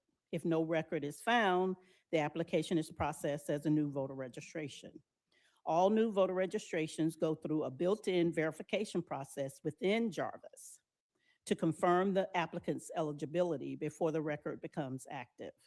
Additionally, voters may update their own information through the My Voter Page online portal, which allows them to submit updates such as address or name changes. These updates are then reviewed and processed by registration division staff. Next slide. When processing a DDS application, Jarvis may identify a potential match with an existing voter record. In this case, staff was presented with a stare compare screen to verify whether the records belong to the same voter. Staff have several options when reviewing the record: not a match, update voter, reject application, or search voter further. If staff determines that the record is a match, the existing voter record is updated rather than creating a duplicate. In the example shown, the voter status is currently inactive due to an NCOA, National Change of Address. The voter's address is being updated based on the DDS application. Next slide. This slide shows a scenario where no matching voter record was found in Jarvis. Because there's no record on the left side of the screen to compare, the application is treated as a new voter registration and processed as a new voter record. Next slide. This slide shows an online voter registration application, an Oliver, which is the term that we use. In this example, the voter submitted the application as a new registration to Fulton, but Jarvis identified a previously canceled voter record in DeKalb County. So our staff will review and compare the information and determine whether or not to update the existing voter record, reject the application, determine the records are not a match. This process helps prevent duplicate voter registrations across counties. Next slide. So OCGA 21-231 governs voter list maintenance for individuals who must be removed or updated in the voter registration system, including persons convicted of felonies involving moral turpitude, which we're told all felonies involve moral turpitude, non-citizens, persons declared mentally incompetent by a court, and deceased individuals. The registration division works with state agencies and internal verification processes to ensure the voter registration list remains accurate and compliant with Georgia law. Next slide, please.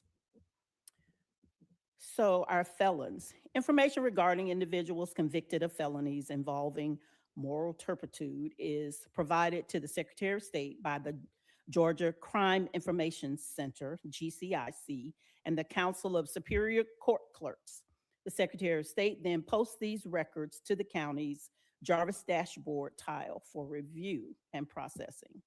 So when processing these records, staff verify the following identifying information: first and last name, date of birth, social security number when available, and address. Once verified, the voter is sent a notification letter advising that we have received information indicating that they may be serving a felony sentence and informing them of their right to request a hearing before this board. These records are then placed on a 40-day timeline for cancellation. If the voter requests a hearing, the 40-day clock stops until after a disposition by this board. Next slide. Non-citizens. Individuals identified as non-citizens do not appear on the active voter rolls, but appear in the pending voter file while their eligibility is being verified. Once confirmed as a non-citizen, the applicant is sent a notification letter advising that they do not meet the eligibility requirements to qualify as an elector under Georgia law. Next slide. Deceased voters. Under Georgia law, the local registrar of vital statistics in each county must prepare and transmit to the Secretary of State on or before the 10th day of every month a list of individuals who died during the preceding calendar month. The Secretary of State is also authorized to obtain lists of deceased voters, Georgia voters from other states. Additionally, the registration division may receive information regarding deceased voters from published obituaries, death certificates, verifiable knowledge of a death, written notification signed by a family member. So when a deceased voter is verified through the Secretary of State's list, our office sends a first-class letter addressed to the family of the deceased voter at the mailing address listed on the voter's record. The letter notifies the family that the voter registration has been canceled due to the notification of death and expresses our condolences. Next slide. Mentally incompetent.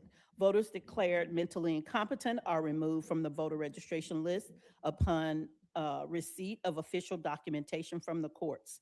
Once verified, staff process the cancellation in accordance with Georgia law. Next slide, please. We have a new tool that assists registration in verifying anomalies in our system. So the records review tile is new to Jarvis report that identifies voter records requiring additional review. Most of the categories flagged relate to potential address or data irregularities, which include 10 or more registrations at a single address, 50 or more registrations at a single address, business addresses, PO boxes, UPS, FedEx, DHL, mail, and mailbox store addresses, addresses that listed as vacant by the USPS, age-related anomalies, including voters older than 104, birth dates listed before 1900, records where the registration date predates the voter's That's crazy. birth date, and records with no voter contact history. These records are reviewed by staff to determine whether corrections, updates, or for the further investigation are required. Next slide. Our miscellaneous list maintenance, national change of address, which are NCOAs, governed by OCGA 21-233, which governs the comparison of voter records with change of address information provided by the United States Postal Service. The Secretary of State's office receives NCOA data from USPS identifying voters who may have moved. Confirmation notices are mailed to voters who appear to have moved outside the county. Voters are asked to confirm or update their registration information. We also receive ERIC cross-state data. ERIC, we are still part of ERIC, which is the Electronic Registration Information Center, which compares voter registration and driver services data across member states. ERIC identifies who may have more recent activity in another state. These voters receive a notice asking them to confirm their registration status. If the voter does not respond within 40 days, their record is moved to inactive status. The Secretary of State conducts these mailings at least every odd number year. Return mail. When the registration division receives return mail, staff process the information in Jarvis and the voter's status may be changed to inactive. If a forwarding address is provided, staff follow standard operating procedures and send the request to the voter asking them to update their voter registration record. Next slide, please. Our voter education and outreach. The Fulton County VEO Division plays a critical role in supporting the voter registration division by assisting with the verification and correction of residential addresses.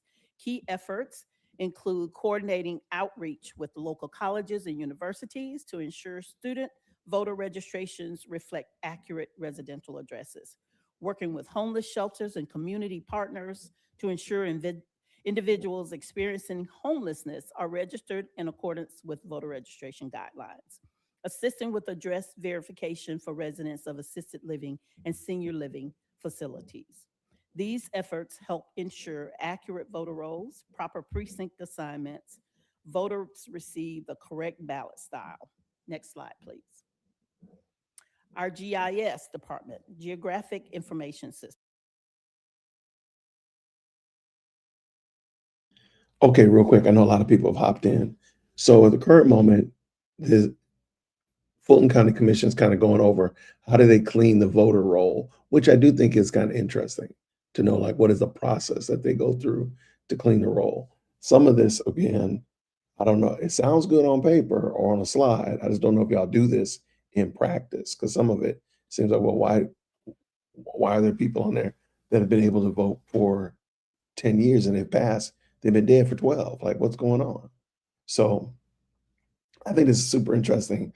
And to answer the question that's on the table, I don't know when Tiffany is going to get up to actually address this, the issue at hand, but I'm hoping that it'll come up because they don't seem like they're trying to hurry up and get done. So clearly it's going to come up. So I think it would be appropriate to come after this because they're talking about people who qualified to vote. How about qualified to run? That would make a good point. So let's see how they keep this going. Let's go. Voters registered at commercial addresses. This collaboration helps strengthen voter list accuracy and data integrity.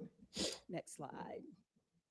So as mentioned at the beginning of this presentation, list maintenance is an ongoing and continuous process through the combined efforts of registration staff, the Secretary of State's office, GIS, VEO, and other verification systems. And I do want to give a shout out to our cities because all of the cities, before every election, they get to see the voter roll, they see all of our street addresses, and they participate in helping us to have accurate street information and address information in the system as well. So we work to ensure that Fulton County's voter registration lists remain accurate, secure, and compliant with Georgia law. Any questions? When did the Georgia registration review application tool come into existence? Okay, so the Secretary of State introduced it in December of 2025 because we were in an election.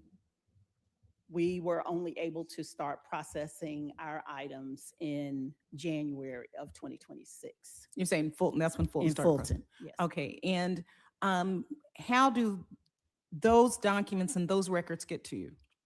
They all show up on our daily dashboard.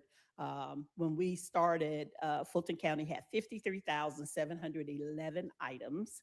And as of this morning, we're down to 13,000. So we have been working the records to review and trying to meet a deadline prior to our election in May. When you're working the records to review, you're also getting the daily additional totals that come up in Jarvis the entire time. Those are in addition to that. Yes, yes, ma'am. And how many people are working on it? Our department, we have 16 positions. We have actually 14 full-time employees right now, and everyone, including myself, we work on it every day. Every day? Every You're day. working on it? Yes. I don't have any further question. Anyone else? Member Adams? And is that part of Jarvis? The records to review? Yes. Yes, ma'am. Okay. And have you had any problems with Jarvis? Nope. Okay. Not at this time. Good, good. Also, you mentioned Eric doing the cross state. Eric's doesn't have any of our bordering states as clients, No. right? They do not. So how do we get information from our bordering states? The Secretary of State does have with everyone, I think, but Florida, because they don't protect PII.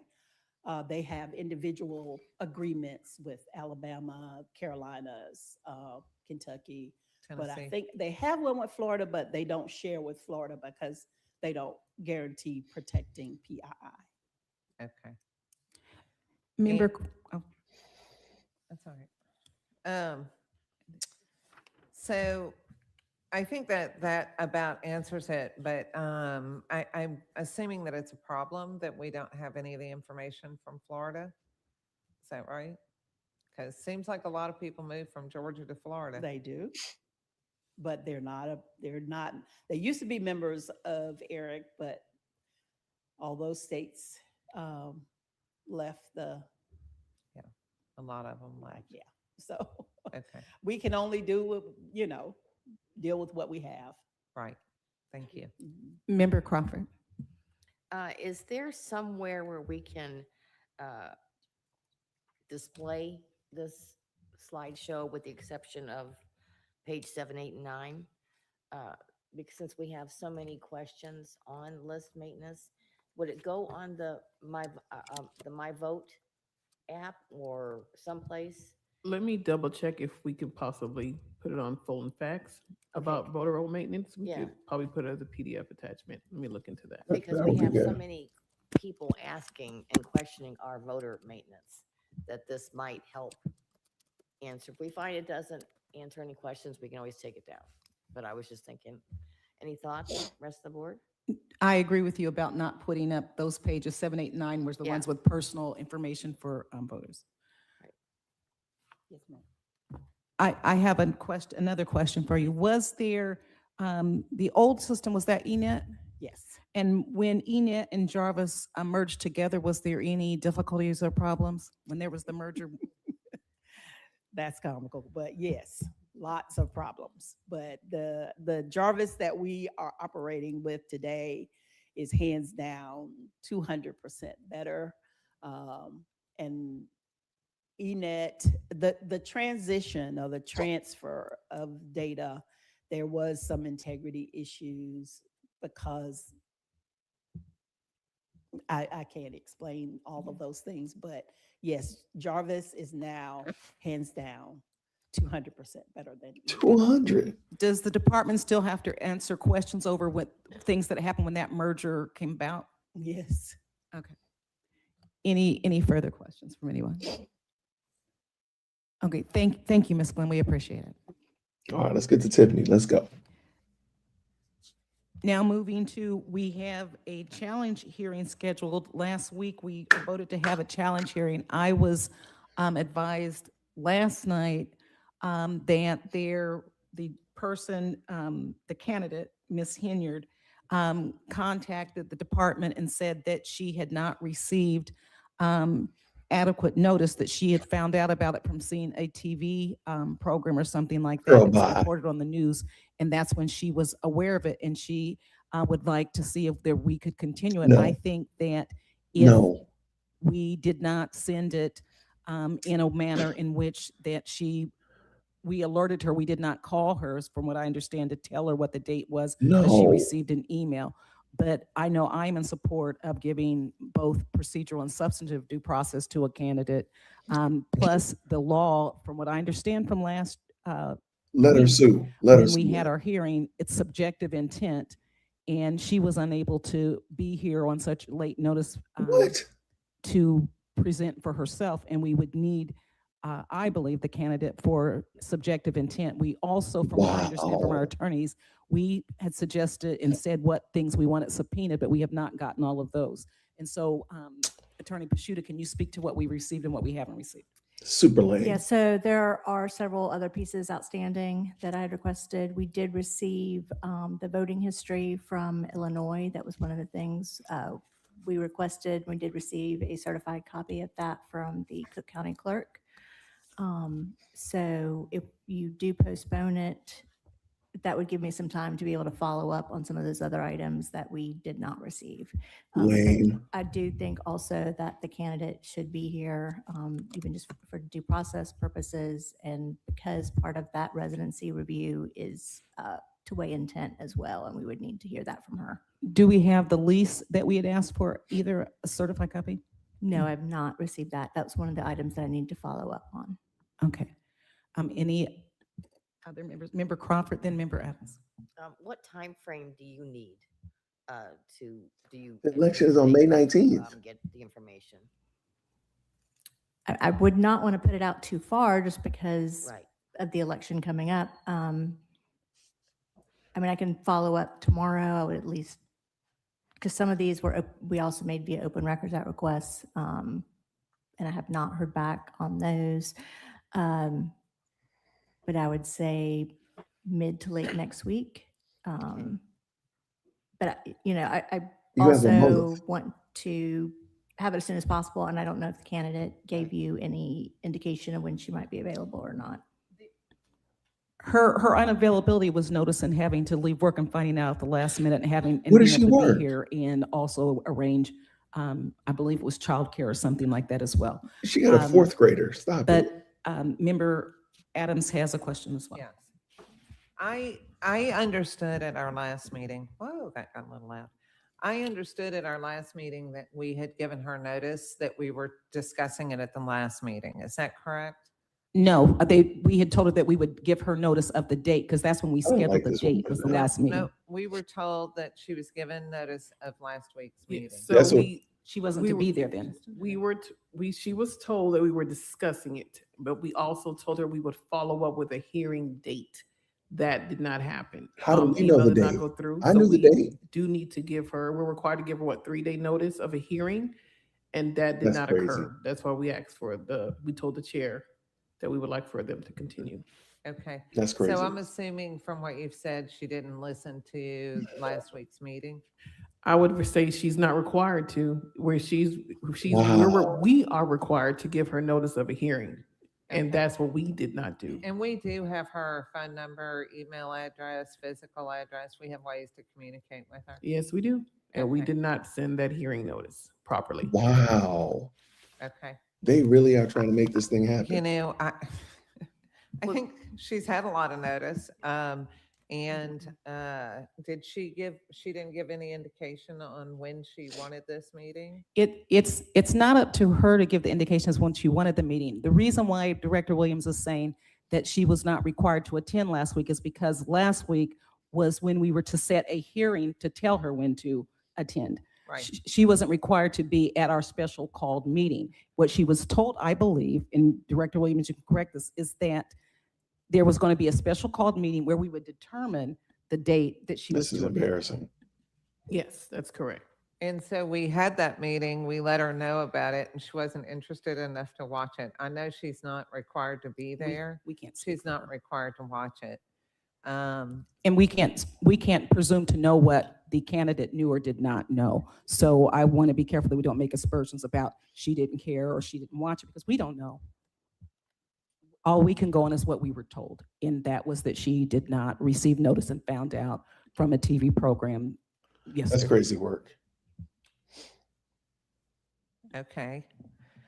I think that we need to schedule a special meeting. So this will be the second special meeting for her. And This I is think embarrassing. that, there needs to be clarity at some point. This will be our third meeting about the same thing. And so I don't know if anyone has any proposed times to do it next week. Member Selby. Well, I agree with Member Adams, but I had a few more questions. The statement that we did not give proper notice, where is the process for notice set forth in the code? Is it?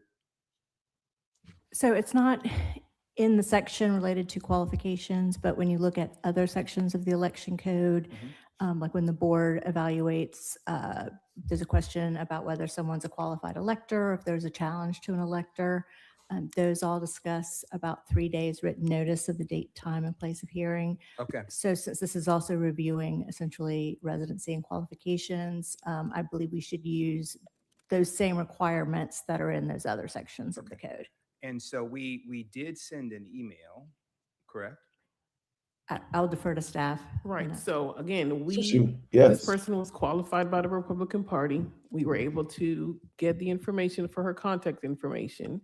We advised her. We reached out to her when the challenges came up about getting a lease and things of that nature. She did send that. But when when the board decided to schedule a hearing, the email that we sent did not go through. So therefore, we have to give her a proper hearing notice, and we did not send that. But again, we had her contact information. We reached out to her. She was very cooperative with the information that was sent. We just have to give her proper notice per code. So that means we had the wrong email address? When you say didn't go through? Right. I like this guy. A typo. I'm not, Okay. yeah. Understood. So it was a technical Got it. problem, which Okay. that is not actual Got notice of it didn't go through. Got it. And I would suggest that we Mm. email, but also even do snail mail. Yeah. And just send it to the post office as well, so we can verify that we send it both ways. And then what about the timing? We're coming up on the May election. What is the timing implication of when she needs to have this kind of resolved? Well, at this point, so the board has the power to hold a qualification hearing at any time before the election. It could be the day before the election. At this point, the ballots have already gone to be printed. I'm not sure when those are coming back. So Yeah, there it's are already there. procedures if someone is disqualified after the ballots are printed. So I think those procedures are going to take effect whether you have the hearing this week, next week, or the following. But I mean, obviously, advanced voting, I can't remember what date that is. That's what's funny. And the UOCAVA ballots. So This is embarrassing. there is a chance the further you put it out that if someone is disqualified, that some of those absentee ballots may have already gone out, or some of the UOCAVA ballots have already gone out, and those votes would not count. So that is one risk. She already even though messing you up have the Georgia authority to elections. wait, Already. all the way up until the election, advanced voting, absentee, all of that. Won't have the notices if you do decide that she's not qualified. Any other questions? At this meeting, though, we should determine first a motion with regard to continuing the hearing, because it's set for today. So we need a motion for that. I'd like to make a motion that we continue this hearing based on not having enough information and Ms. Henyard saying that she doesn't have enough notice. I'd like to make, the motion is to have a special meeting next Thursday at 11. Well, And- first, let's do the motion to continue, for continuance, Okay, separate from a motion date. to continue. Second. All those in favor say aye. Aye. Aye. Chair votes aye, it's unanimous. And let's check to see, Ms. Adams has proposed next Thursday, but let me look at my 16th. calendar. I will be out of town. Let me look at my calendar. Thursday, Friday. Okay. So, and Wednesday is gonna be tough, because I have doctor appointments. It's funny that you all are bending over backwards for her, and she didn't even have the time and like to make it work to get there. Okay. One person versus 5 people. Like it would make To sense. find out mine as well. And I'll remind everyone that Wednesday is a state election board meeting.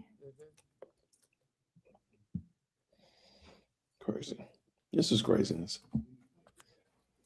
I have to check mine too.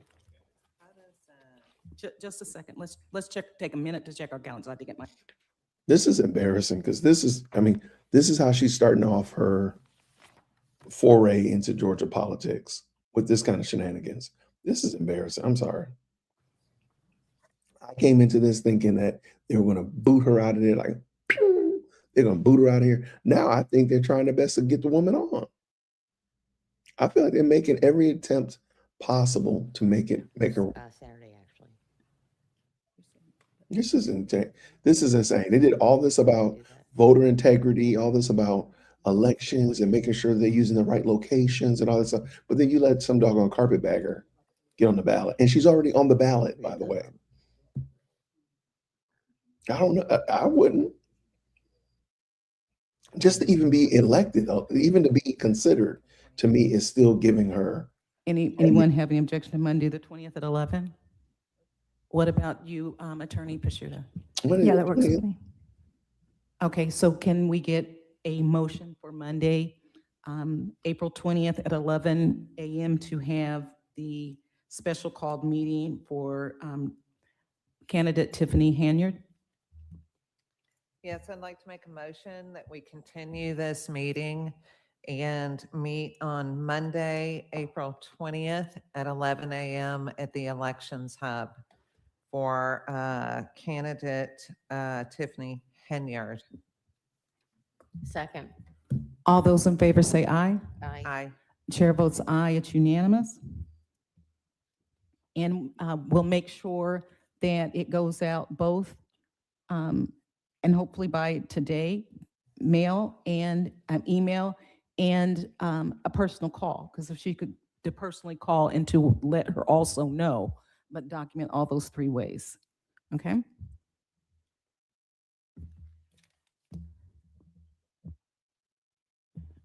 I don't have any other matters that I'm aware of. Is there a motion to adjourn?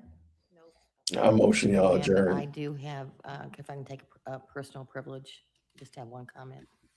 Ooh. I would like to vocalize my disappointment in the rhetoric around having elections at the Islamic Center. Girl, bye. Cultural Center. I think it shows. Girl, bye. I don't even care what you're saying. You are literally voting against your best interest. Goodbye. I don't care what you're talking about. No, I'm sorry. I just want to see if that other lady talks about why she doesn't think that this should be a case. I'm sorry. The Cultural Center is not appropriate. And there's good reason why. You're going to sit there and argue for your own worst interest. I second that sentiment. Thank you. I don't care. Either y'all. And everyone's heard what I had to say about it as well. Can we get a motion to adjourn? I motion. Motion to adjourn. Second. All those in favor say aye. Aye. We are adjourned. Because I ain't do nothing. Okay. That's embarrassing. For the life of me, I do not understand why these people are doing all of this lyrical gymnastics to allow her to be on the ballot at all. Now, to Melinda's point right here, I don't think that she's going to get a vote. I don't think she's going to get elected, but that's not the problem. The problem is the fact that she's able to run. She shouldn't be able to run. She's not qualified. She doesn't live here in Georgia, hasn't lived here in Georgia long enough. And I don't think that, from the way I understood it, you can just go through the process and nominate yourself to run in this particular office under a particular party candidate. It's not like the party said, we approve of you. It's like, I'm running as a libertarian. I'm running as a Democrat. I qualify because I've done these things. I've lived here a year. Here's my electric bill. I got a driver's license. I'm registered to vote. Bada boom. And I just register as that. So I still don't think that that's, I don't think that's right by a mile. And I don't think that she's going to get elected. The problem is that she is going to be on the ballot, and that makes it look like she's a valid individual. So next time she comes up, people have already kind of gotten their mind that she's run before. So she must have been valid then. So she must be valid now. That's the problem. All right, what do we got? Yeah, she's just wasting time. And then again, like, she's gonna waste time. They're gonna end up allowing her to, they're gonna still let her be on the ballot because she's already on the ballot. Let me pull that up so y'all can see what I'm talking about. Like, she's already on the ballot, so there's no reason to think otherwise. Okay. Clear this out. I got one screen today, y'all. Y'all praying for your boy, right? I only got one screen today. Bada boom. Okay, here's a sample ballot from that they're going to be using. So when you go here, you got a couple options: general, primary, Democrat, nonpartisan, Republican. We're going to click on Republican because that's what she's allegedly running as. Let's zoom in a little bit, Jason. All right, we're going to scroll down. She's running as 5th District. Oh, wait, I missed it. Okay.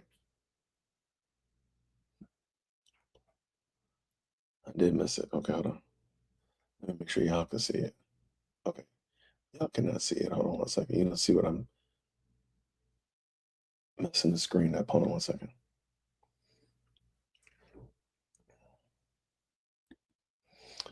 Pull this back in. Okay.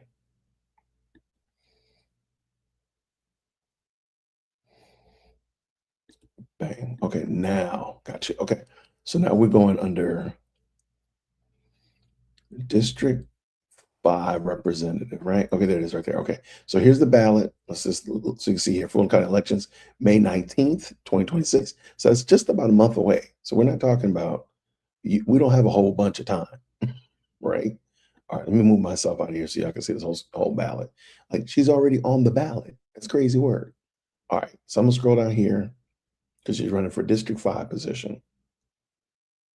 So I go right here, for County Commissioner, District 5, and we see right here, her name is already on the ballot. So what's the purpose? Like, what's the purpose? Y'all have already presumed that she's qualified to run. That's crazy word. Now, again, I don't suppose that she's going to win in Fulton County. I just don't believe that to be the case. I don't think Fulton County is that crazy. However, I didn't think that we were going to watch these people over here bending over backwards to argue for her either. It's crazy work. They don't know her intent. We don't know her platform, anything of that nature. So people are going to cast the vote. I'm sad to say. They're going to be Republicans who they're going to be like, I don't have anybody else to vote for. They're going to vote for this person. Even though this person is not qualified, maybe they don't know much about her. Maybe they're like, this is the only option we got and whatnot. That's the part I don't like. That's it. Because it just costs too much money to reprint it. That's basically what they said. Because you know good and well they're not going to change it. If they throw her out on her hind parts on the 20th, it still ain't going to matter. They're going to still let her run. Because they already printed these ballots. They're not going to do anything different.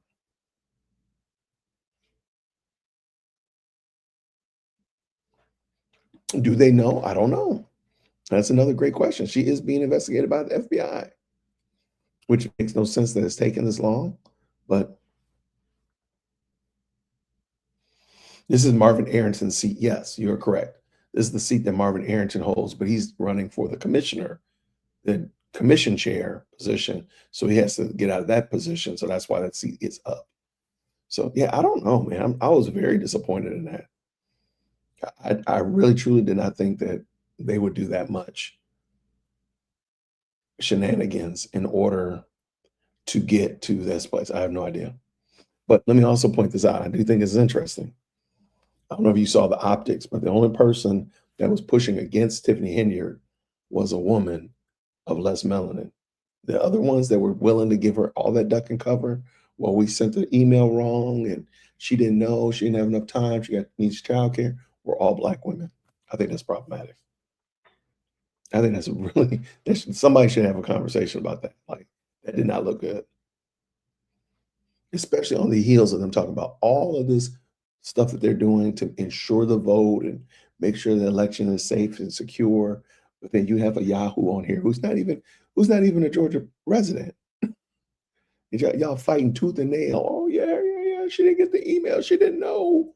She didn't know. She didn't know? You're kidding me. She wants to be commissioner, but she doesn't take the time to look into. I'm sorry. You should know that. Why is that not your main focus? And what job do you have? That would have been my question. What job do you have? I'm listening. You mean tell me you couldn't have listened in on this meeting? Okay. That's why you're getting kicked out.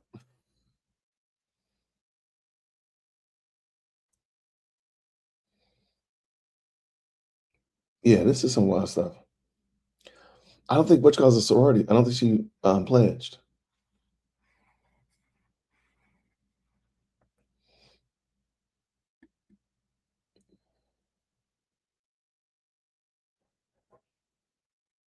Yeah, I'm sorry. She should still have to be held accountable, though. Okay, fine. You don't come. That's fine. We still gonna kick you off the ballot. We got some whiteout. We're gonna white out all these ballots today. White your name out. Because you're not gonna win. That's the thing. You're not gonna win. So what are we doing? What are we really doing? Here, let me pull this in. So maybe let's look at the Democrat candidate as well. I could have did that as well. Let me bring that in. All right, so here's the Democrat candidates. And this is what I'm saying. I don't think this is fair. And again, I'm not pro-Democrat, but I just don't think that's fair that these people need to, man, a lot of people running for governor. I didn't realize that. District 5, we said, right? District 1, 2, 3, 5. Okay, look at there are 4 people.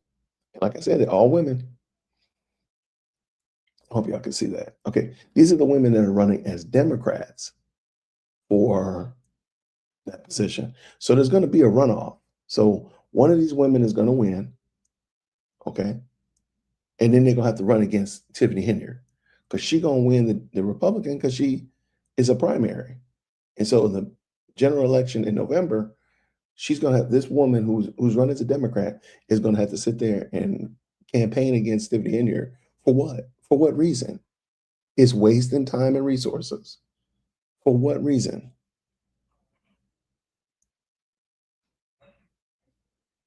That's crazy work.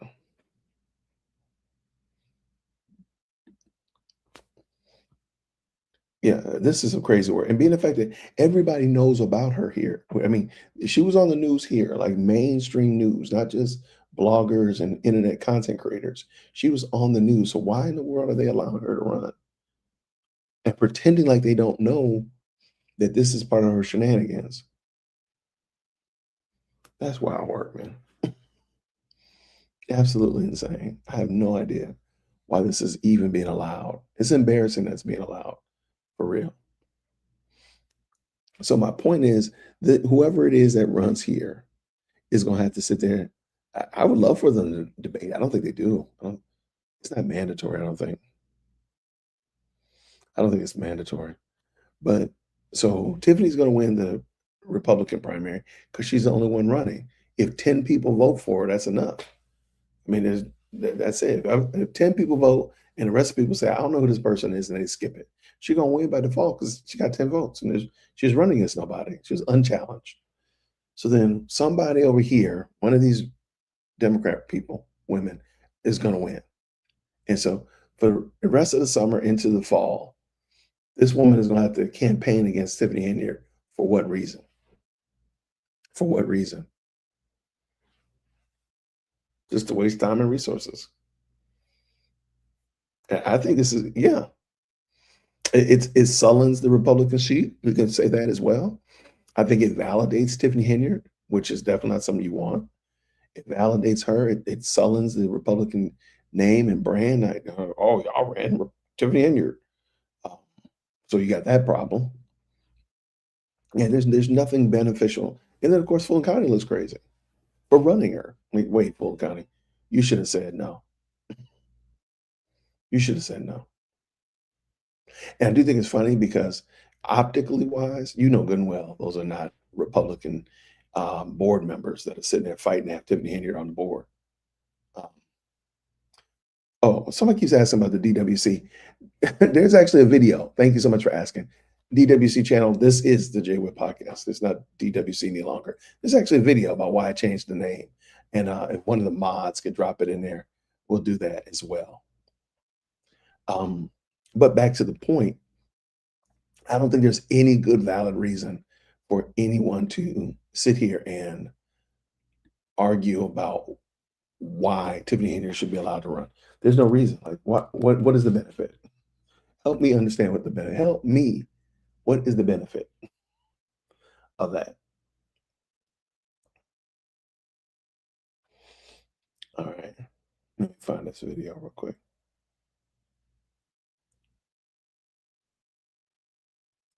Hold on, I gotta find that video. Sorry about that. See, I got off task. I got off task and then I don't see it. I'll find it in a second. Okay.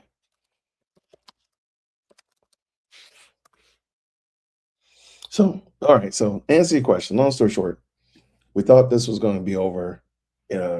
We thought it was going to be a quick slam dunk. They were going to get in here. They're going to say, Tiffany, you don't belong here. Get out of here. Pew, kick her out.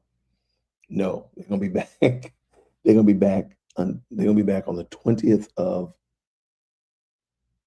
April. By the way, I've got a guest coming that day. Okay, we'll figure it out. We'll work it out. So we'll make sure we find it. But anyway, anyways, for what reason? I mean, you already got her on the ballot, so we already know you're not going to take her off the ballot. You're not going to get some industrial whiteout and start whiting out her name. Just give it up. We already know what's going to happen. You're going to say she can run. She's going to win. She's going to run against whoever the Democrat primary winner is, and that's going to be the shenanigans for the rest of the summer. For what reason? I have no idea. I have no idea why. This is so embarrassing. And they just were talking about voter rolls and all this integrity stuff and blah, blah, blah, blah, blah, blah. Oh, yeah, by the way, we're going to let this carpetbagger in and run.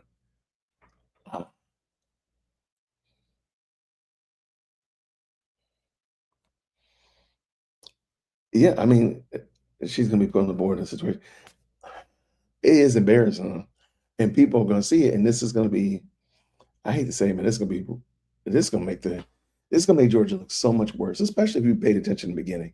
They said, you come to Fulton County because you want to come to Fulton County to commit crime. I've heard that before. I live here in Cobb County, outside of Fulton County. I've heard that, but I don't believe it's like demonstrably true. But y'all are sitting here arguing for allowing this woman to run, and she should not be running, and that's crazy work. That's just some crazy work, y'all. Right. That's exactly what she's gonna say. I told you she's on the ballot. She's already on the ballot. So it really doesn't, even what they decided today, even if they had decided today that she was inappropriate and we can't let her be here and we're going, she would still be on the ballot. And you see what they went through to make changes and adjustments to the voting location, what they're gonna do about the ballot. They'll still leave her on the ballot because they ain't gonna reprint those things. And they're gonna be like, those votes were nullified or they didn't matter. We gave somebody a slip of paper, said don't vote for Tiffany Henyard, and then they're gonna get sued for that. I mean, you just can't win. They should have fixed this today. They should have said no more, no.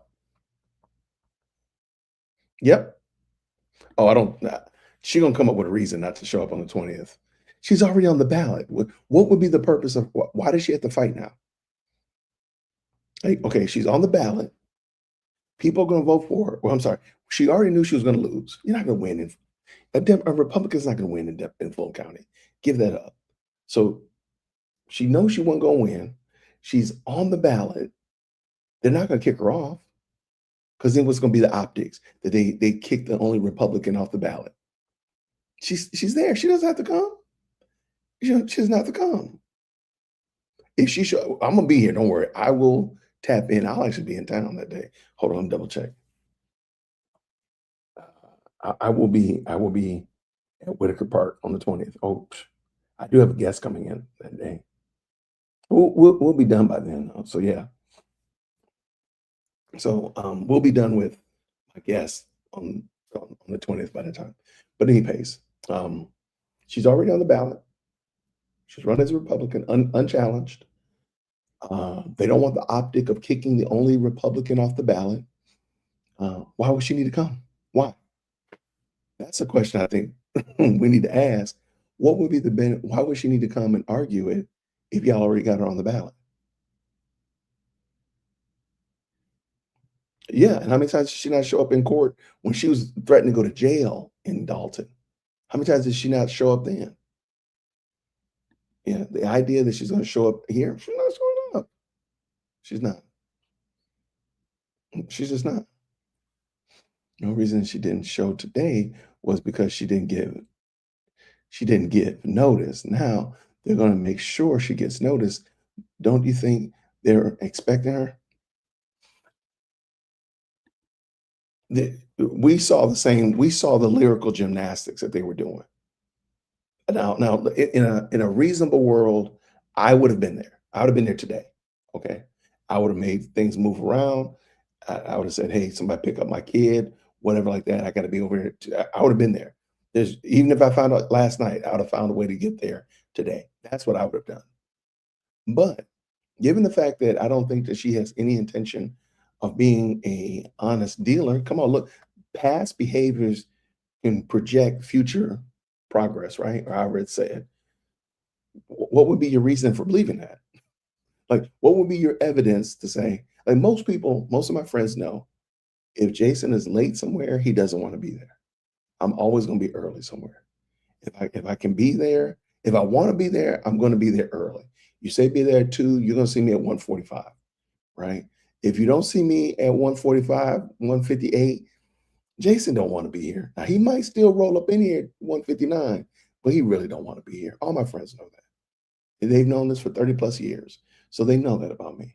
So what I've done in the past is very indicative of what I'm going to do in the future. Now, because I've gotten older, I might show up some places late and people are like, oh, whatever, Jason got here at normal time, like normal people time. But you get my point. Now, because of my past behavior, people know something that they can expect from me. So if we look at Tiffany's past behavior when she's gone to court, how many times has she been in court? She's been sued more times than people going to Starbucks this month, right? So because of that and the behavior that she's shown there, why would we expect her to do something different? She's already on the ballot. That's the thing. Like if they were still printing the ballots and she wasn't already on there, then maybe it would make some sense.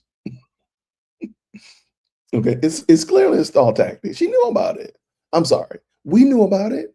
We knew about it last week. We made adjustments. I'm not even at home, but I made an adjustment to be here.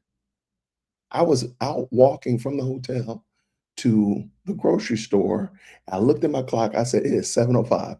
And I started walking a whole lot faster because I knew I had to get back here in time to get this thing started. And still got here on time. Still got here on time. You get my point. So I got here, we got here. Like, why can she not be here? She knew about it. I'm sorry. There's no way you can't tell me she didn't know about it back. What was that last week? What was it? The first or the second, whatever day that was. I'm sorry. You're not going to convince me she didn't know about that. I mean, it was all over the news.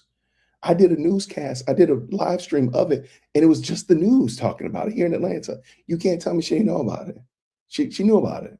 For crying out loud, that was at her house, and her boyfriend was talking through the ring cam. She knew about it. See, that's what I'm saying. Like, if the legislature, the elected people were being honest, they're like, hold on. The newsman went to your house and brought this up to you. How did you not know about it now? You might need to come up in here and tell us about this. But again, she's already on the ballot, so it don't even matter. She doesn't need to come. She's not going to come on the 20th. Right. She heard about it and I'm sorry, her kid is like in 4th grade. They're on spring break right now. Her boyfriend don't work. What do you mean you couldn't have come? It makes no sense. We're gonna start a bet. We're gonna start, I don't know.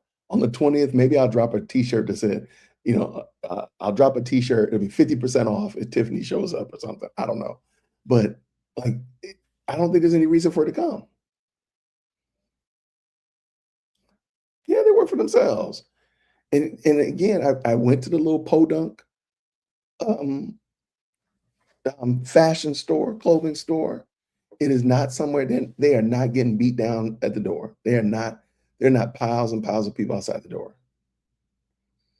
She's running for District 5. She's running for Marvin Arrington's position. Shout out to Miss Furlow Speaks. Good to see you, friend. Okay. All right. We'll do gifted memberships. If Tiffany shows up on the 20th, I'll drop some gifted memberships. There we go. She ain't coming. What's the reason? Oh, how about this one? In the chat, tell me why do you think she would realistically come? I've already told you why I don't think she would realistically come. I would like for you, if you don't mind, I have a video. I have a video of me going to the store. It was closed on a Saturday, prime time. I showed you where it's located, how you get there. It's not on the beaten path. You got to go out of your way to look for. You got to know where it is. So they're not making Walmart money. I'll just say like that. They're not bringing in tons of bucks. So okay. So I said, why would she come? And so this person said, lack of integrity. Well, that's why she wouldn't come. This rascal right here, President Not Perfect, said to show off her fit. Stop it. I don't think she would come. I didn't even think she would show up today. See, that's what I'm saying. I was hoping against hope. But then I forgot. I was like, who are we talking about? We're talking about Tiffany Henyard. The only reason she will show up is because cameras are there. Well, cameras are there. See, she has no policies. She's not running on any principles. She hasn't gone out campaigning on a platform of doing this, that, and a third, helping out in this way. I can use my expertise over here. They have this gap, and I can help be a resource in this regard. You're not even Georgian, for crying out loud. You still get lost on Peachtree Street. We got 38 Peachtree Streets, and you get lost on them. Like, man, what are you doing? Like, what are you talking about? Oh, I got you. Thank you, friend. Yeah, she showed up. If she showed up, she will incriminate herself on a federal, right? And she's still under federal investigation, y'all. But she gonna show up she gonna run here in Georgia. Like, what is the benefit of that? Like, for real though, what's the benefit of her running here in Georgia? Nothing. She is just running out here to be a clown. She's running on name only because she's the super mayor. I don't think you can even run in hold positions like that here in Georgia. I don't think you can hold two positions like in those regard. I don't know exactly. I'm trying to think what would be a position at commissioner mayor, but you couldn't be a commissioner and a mayor. I don't know. Hey, what's going on, Otto Smith? What's going on? Shout out. They made it back from Puerto Rico. Good. Glad you're back. Good to have you. I think it's I'm trying to say infamy. But see, that's my point. Like, allowing her to run gives her notoriety, gives her validity. If they kicked her off and said, no, you don't meet the qualifications, goodbye, that would be much better than saying, well, but she's already on the ballot. But now saying, allowing her to run is giving her a little bit of validity. I'm currently don't tell nobody, I'm in a very, very leftist state. But I will tell you about it though. I'm a little bit impressed with this leftist state. Got a lot of Teslas out here though. I'm surprised. Like, great day. Them little things will sneak up on you and run you over. But I am in San Diego, California.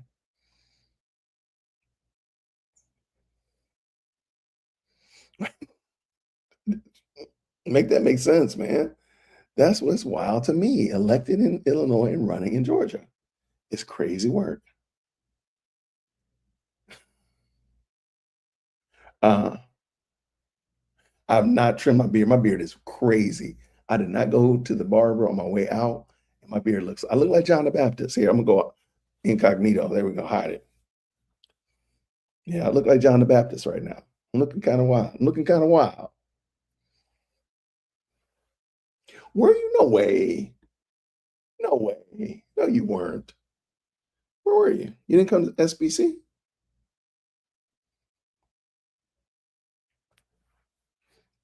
So if y'all just jumped in, we were watching, we thought we were going to hear Tiffany Henyard explain why she should not be disqualified from running as a Republican commissioner here in Georgia. Much to our surprise, she did not show up. Not only did she not show up, they allowed and said that basically, let me put that link back in here.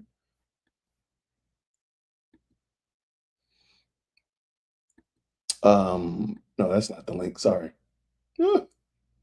I dropped the wrong link. That was a wrong link. You get a right link. Here is the right link.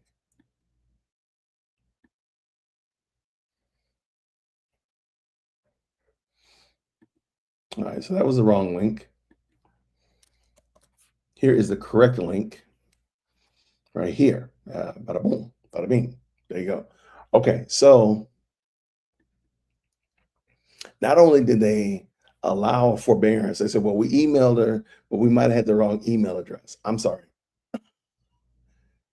You see, in Georgia, you can just go through the process and go and apply to be a candidate in a position. And you just have to prove that you've been here a year, you're a Georgia resident, you're registered to vote, and you pick your party.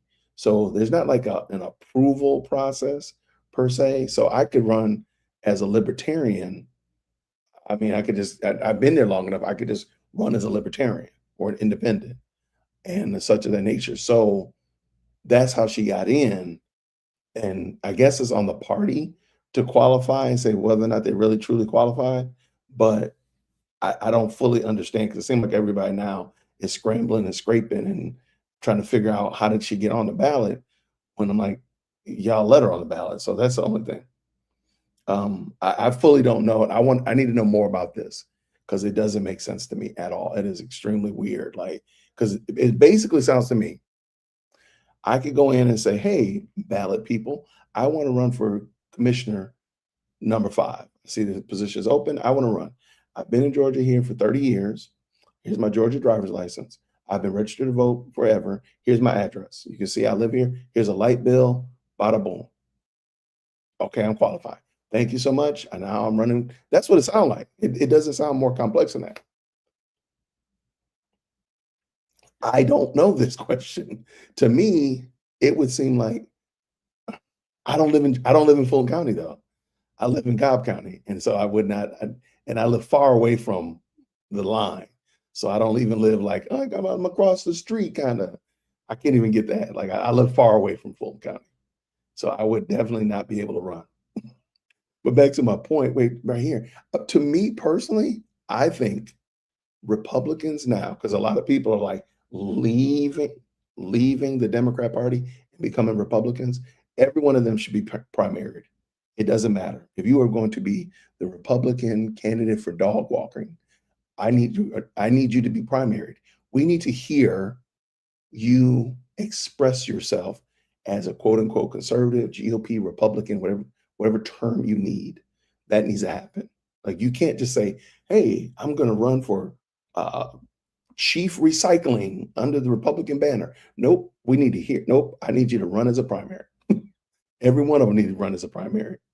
Before, no, don't you? The fact that Tiffany, let me pull that ballot back up. Okay, I think I did. I think I got this right. Y'all pray. Okay, there it is. Okay, the fact. Oh, but that's the wrong one though, Jason. Here you go. Bang, we got it. Woo, editor Jason, he's killing it. I'm gonna pray for that brother. All right, the fact that Tiffany Henyard is running unchallenged, to me, is the problem. There should be, I don't care. It could be the secretary. I don't care. Somebody needs to be running against her. She has to be primaried. There should be no way that you allow somebody that has come in and represent the Republican Party, or even, look, I'll even be fair, even the Democrat Party. You shouldn't let somebody just come in and say, I'm running as a Democrat unchallenged. That's crazy work. That's just crazy work. So there should be no way that this was allowed, in my opinion. Y'all don't want me to run for president. I got look, my beard is too scraggly. Oh, no problem, Miss Furlow. No problem at all. Right. And again, I understand. Look, I do understand that people realize that there are certain policies that they cannot support within the Democrat Party.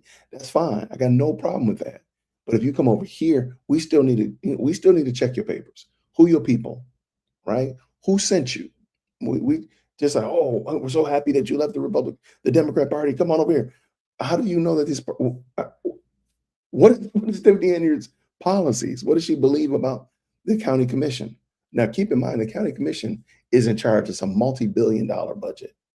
Multi-billion with a B budget. It's huge. And now, I'm not saying that she's going to be doing a whole bunch of shenanigans with that money, but think about what she did with the shenanigans with the small budget in Dalton, in Thornton Township, and having access to that kind of money. It doesn't need to happen. It doesn't need to happen. That's just my little 2 cents. For those that I saved the link this time. Ain't no problem. No, it's just, my beard is doing a whole bunch. This is doing a whole bunch. I did not brush it out before I got on. Y'all can talk about me. That's okay. I'll accept it. I deserve it. There's a lot of shenanigans, man. There's definitely a lot of room in the Fulton County Commission for shenanigans and hijinks. And it doesn't have to be direct, like I'm reaching your pocket, stealing money out. But I mean, there could be a lot of shenanigans. So that's my only point. I just don't understand. So watching this,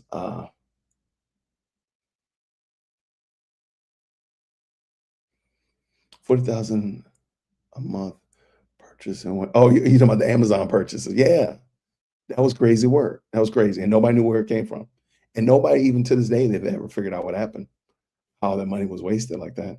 I mean, they know that it was probably spent on the ice rink, but nobody knows like the fullness of it to this day. That's crazy work. So anybody that jumped in, we were watching the hearing on whether or not Tiffany Henyard was qualified to run as a Republican commission, District 5 commission chair here in Atlanta, Fulton County, respectfully. Because they allegedly didn't give her fair enough notice, she did not come. And they did a lot. You have to go back and watch it. They did a lot of lyrical gymnastics to make that make sense about why she was not there.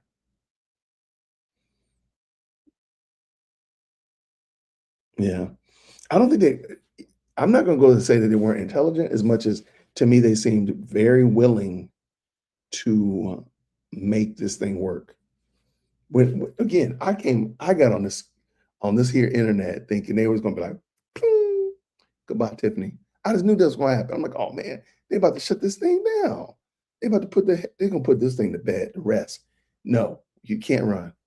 They sitting here coming up with every reason under the sun to give. And once I saw she was on the ballot, it was over. Once I saw the ballot, it was a wrap. I said, oh, they're not going to kick her off. When I saw that she was on the ballot, I said, oh, they don't even care. It doesn't matter. There's no reason for them to even have this hearing. That's why I don't think she's going to come on the 20th. She's going to be like, I don't need to come. I'm out campaigning. I guarantee. She's going to say I'm out campaigning. Because the election is on the 19th of May.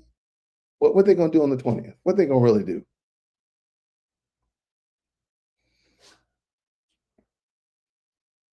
I think that's what I said. Like, I'm like, I knew about it. And it's been all over the news here in Atlanta. So please don't make it sound like it was only on the Shade Room or the Joe Budden podcast. Like, no, it's been all over the news. Everybody knew about this. Everybody knew about it. There were so many podcasts that streamed last week's meeting or the first meeting they had. There's no reason for you to be like, oh, I didn't know.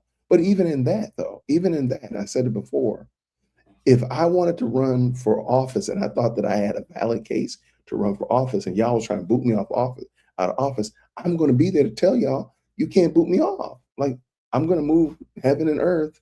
I'm going to, somebody watch my kid. somebody watch the store or whatever, and I'm gonna be there because I need to make my case heard. Not I'm just not gonna be there and y'all figure it out. Tell me when the next time. That's how you know that they're not gonna do anything. Because that should have been a slap in the face. They should have been like, wait, what? You want to represent us and you don't even have you don't even have the respect to come and talk about why you should be able to run? Girl, bye. Goodbye. What's she gonna do? Sue? She got to get the case. That's a case that she would have to initiate. So she'd have to get a lawyer to do that. Once y'all let her get in, then y'all gonna have to, then y'all got to start funding that and paying the fight against yourselves. That's crazy work. Insane. All right, what we got here? We got here. Her cat had puppies. It's crazy.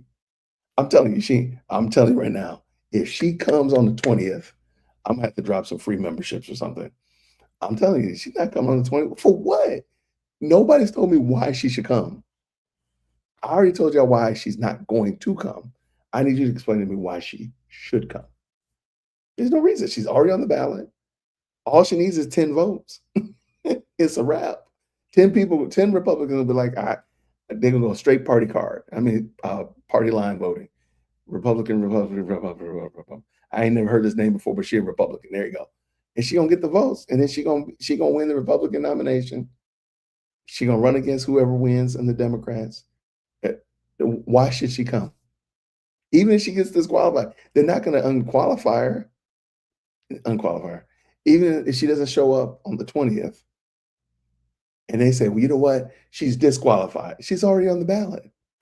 It's too late. They're not going to go around here and redact her name off of it. Because they could have did that today.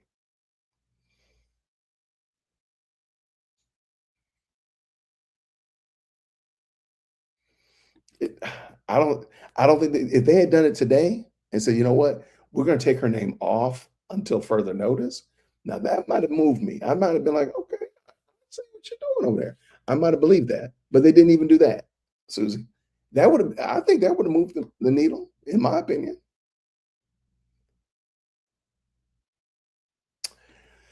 They don't have to have a representative from both parties, but she has said that she is a representative from a Republican. See, that's the thing.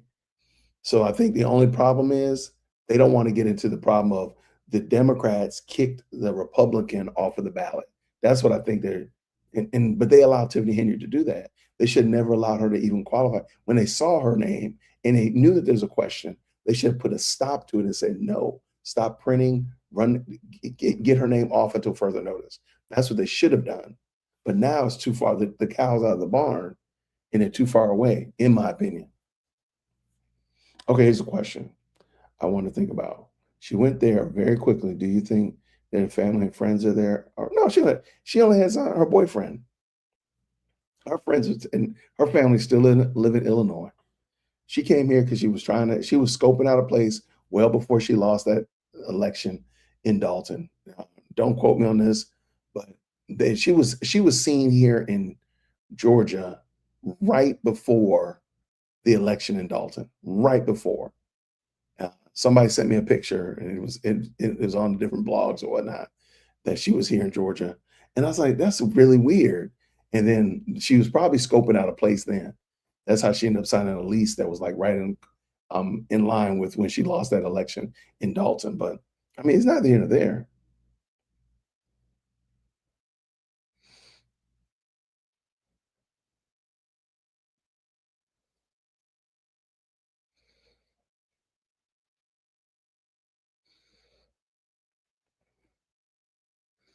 All right, what we got here? A lot of good conversation back and forth. What we got? She saw another money stealing place. I don't think it's that bad. Like where she has like check writing abilities, you can't do that here. That stuff that the wicked she was doing, leasing vehicles and all that kind of stuff like that. But there's going to be a lot of money wasting, that's for sure, because Fulton County Commission is known for it. But I just don't think I don't think the problem is not that she would get on the Fulton County Commission. The problem is that her running for the position validates her as a real candidate, because she's going to lose. There's no reason to believe that she's not going to win. But let me just be honest, okay? I just saw some stuff today that took your boy back. Like, whoa, hold on, let me reevaluate that. So normally, I would say that there's no way she's going to win. I don't think she's going to win. But for the sake of argument, let's just say this: she's not going to win. But it validates her, though. It says that, you know, all that shenanigans that was happening, everything that y'all know about Tiffany Henyard, she could come down here and we could let her run. That's problematic. So the idea that Atlanta's corrupt, the idea that you come to Fulton County when you want to commit a crime, how are you fixing that when you just allowed somebody that you all reported as the worst mayor in America? The Atlanta News reported that. They ran that article, but then y'all gonna go ahead and let her come down here and run with carpet bag and everything. That's crazy work.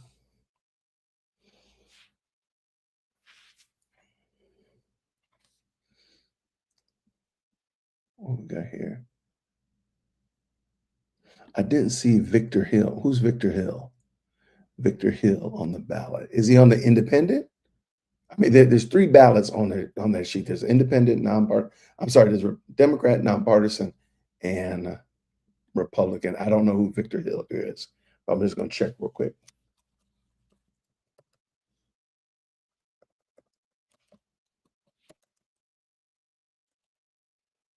Yeah, I don't see it. But one of the things also they mentioned is that the nonpartisan ballot is different than the Republican and Democrat ballots.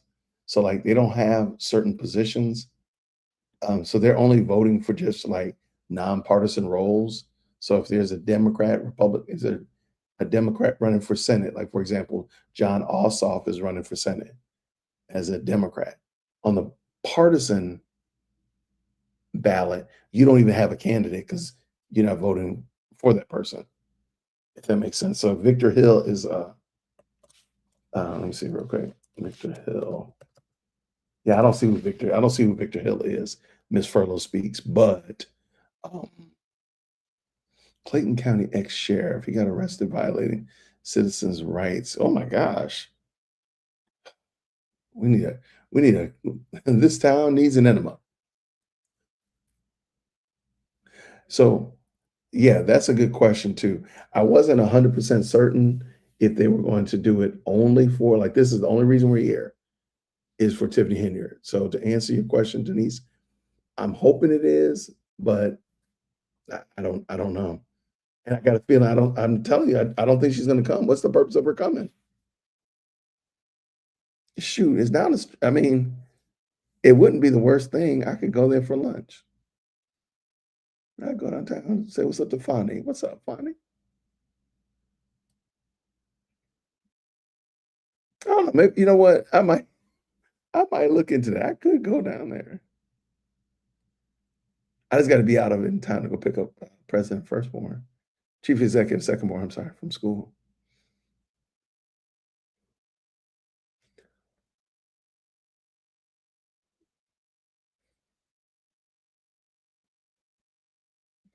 All right, good conversation going on, chat. I always appreciate y'all. Thank y'all so much. Yeah, that story is crazy. That story is crazy.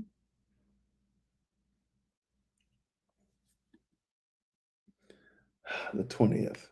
The only problem is, like I said, I have an interview that morning. I guess when we get done, I could just like hightail it on down there. I mean, it's not the craziest thing I've done.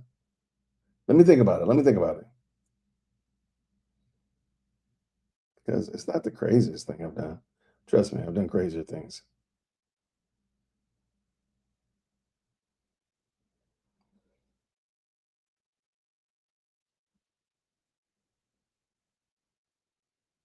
Hold on one second.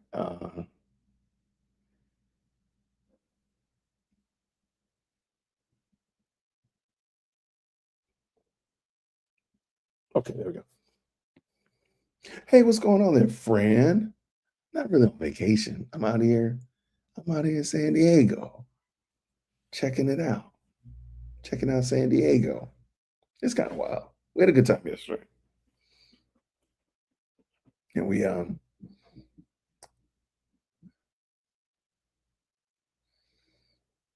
I did go. I went down there for the YSL trial twice. Yep. And it actually would be probably easier to get here to the Fulton County Commission because it's not that dramatic. So that actually might, I mean, don't tempt me now. Don't tempt me. I am but I'll keep you posted on that one. Like I said, it's just figuring out, okay, when I get done with our guests, it's logging off and hitting the road. I mean, that's not hard. We'll see. We'll see for sure. Thank you all so much, everybody. I appreciate it.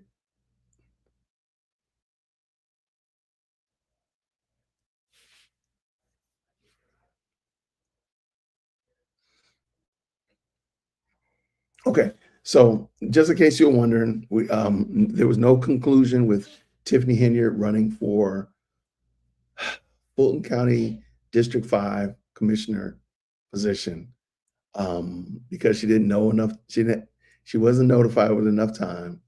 They decided to have another meeting on the 20th. I don't think that she really needs to come.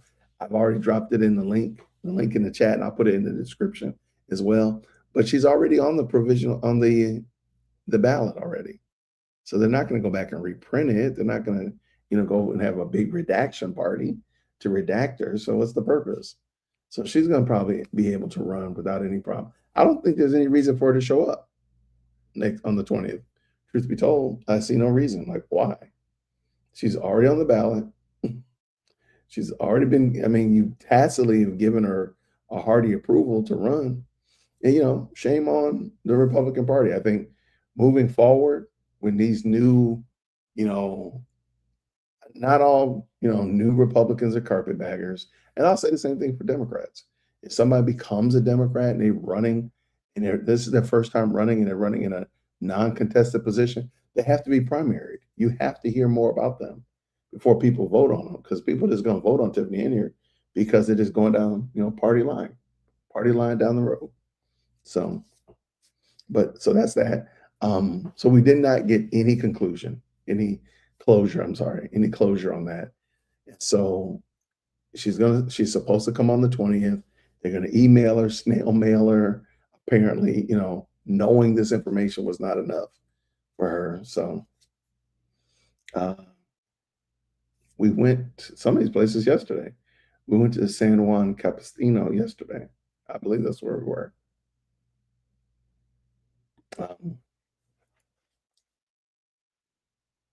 So anyway, so long story short, so that's that. I don't know what's going to happen, and so we'll be back on the 20th. So either I'll be here, at Whitaker Park, or who knows, maybe I'll be down there. Maybe I will. We'll see one way or another. Yeah, it's too late. It's too late for the Republicans to run. You had to qualify. Was it 60 days? Whenever the news broke that Tiffany Henyard was running, was the last day to qualify for this election. Because even in that, like, they already got the ballots done. So if they could add me, Jay Witt, to the ballot to run against Tiffany, then they could take Tiffany off the ballot. They already told you in the thing that they weren't going to take her off. In the video, they told you they weren't going to take her off. So, and I don't think they're really going to make another cell in a line to add Jay Witt as a competition to her. So, or anybody else. I'm just using me as being facetious.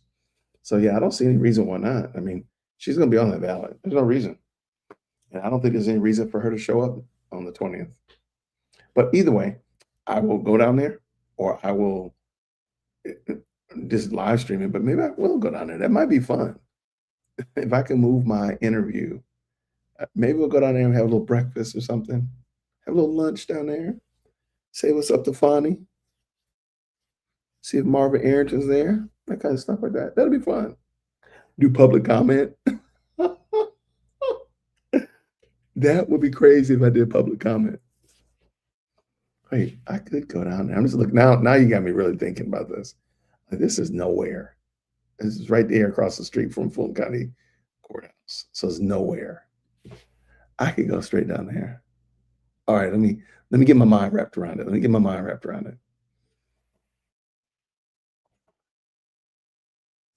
Right. That's what I'm saying. That's what I'm saying why she would run. Because again, like no, now could Fulton County be changed? Sure. Did you hear some of those public comments? Some of those public comments were extremely red. Public comments about voter safety and such of that nature, vote safety and all that integrity. So those are some very red comments. Fulton County is still blue, but you get my point though, right? So we'll definitely be praying for them for sure. But all right, my good people, that is it. All right, I do have a couple of videos dropping tonight. We are I'm just telling you right now, I am in contact with a crowd favorite here out in San Diego. And he and I, there's a hint right there. He and I are going to we're going to probably do some recording. I realize that a lot of these podcast studios aren't set up for you to do live streaming in. So like I have my studio at home is set up to do live streaming. So, or we might just pull our phones out and do it. I don't know. But we're supposed to be going to dinner tonight and meet him, and we'll go to dinner and nail down. It'll either be tomorrow, Friday, or Saturday. We have already planned for Saturday, but if we can do something Friday and Saturday, it'd be great. So it'll either be a recording. If we can find a place that does live streaming, I'll keep you posted. So I don't know if it really qualifies as a vacation. My wife is at a conference, and so I just decided to come. Me and Chief Executive Second Born. So I will keep you posted as soon as we get to dinner tonight. Maybe I'll send some more hints out so y'all can guess who it is. I will say this and give you a hint. It is an audience favorite, and they live in San Diego, California. And it's a he. So y'all, it's not going to be hard. I'm pretty sure you'll probably figure it out real quick. So before I even start dropping hints, more hints, I'm sure you all will probably figure it out. But yeah, so that's that. I want to say thank you all so much for tapping in with us. Thank you to everybody who's been watching the videos and liking and doing all that kind of great YouTube stuff. It really does go really far. And I'm glad y'all are enjoying it. So I will keep you abreast for the 20th of April. It will either I will go there. Will be streaming it. That we know of. B will be me going there because they won't allow me to stream on there. So that'll be that little back and forth. So just give you that hint. Oh, that's hilarious. Ruslan is crazy. Isn't Ruslan in LA though? It'll be on here on YouTube. We'll be here on YouTube. I thought Ruslan was in LA. Don't quote me on that. I haven't kept up with him in so long. But I thought he was in LA. If he's in San Diego, that'd be crazy. But I should have did some more due diligence because there's some other people I think they're out in this area. I just don't keep up with like California like that. So I was I should have did a little bit more due diligence. Oh, Tanash is actually in Canada. Is he really? I know somebody that knows him. I'll reach out and say, hey, can I run by and say what's up to him and see his studio? I know he has a great studio, I heard. Maybe I'll do that. That might be fun. Since my wife made me get a Metro pass. I'm like, I'm not going anywhere. I'm staying right here in the hotel. Go sleep. Anyway, so I don't know. That's a good one. Thank you. I did not know that. Now I know. All right, good people. Thank you so much for rocking with us. I'm going to figure out, and being the fact that the time is so weird, so we're 3 hours behind Georgia. So my mind is already, wrapped up that it's 1 o'clock or so. And no, but it's only like almost 10:45. That's crazy. So then we're going to lose like 3 hours going back home. That's wild. That's the part that gets me. That's the part that gets me. So everybody, y'all have a fantastic rest of the day. I'm going to see what these people are doing. what they want to do. We already had breakfast. Like it seemed like breakfast 10 minutes ago, but we're supposed to go to dinner tonight with my guest. Y'all will figure it out. But I will see you all real soon, everybody. Have a fantastic rest of the day. Be blessed, and I'll see you real soon. Grace and peace. Take care. Thank you so much for tuning in to another episode of the Jay Witt Podcast. If you enjoyed today's show, please do me a favor and hit me up with that 3-piece special. Like the video, subscribe, and of course, share it with somebody who would also enjoy this type of content. And make sure you leave a comment because I do pin the best comments to the top. So thank you so much for tuning in today. And until next time, everybody, grace and peace.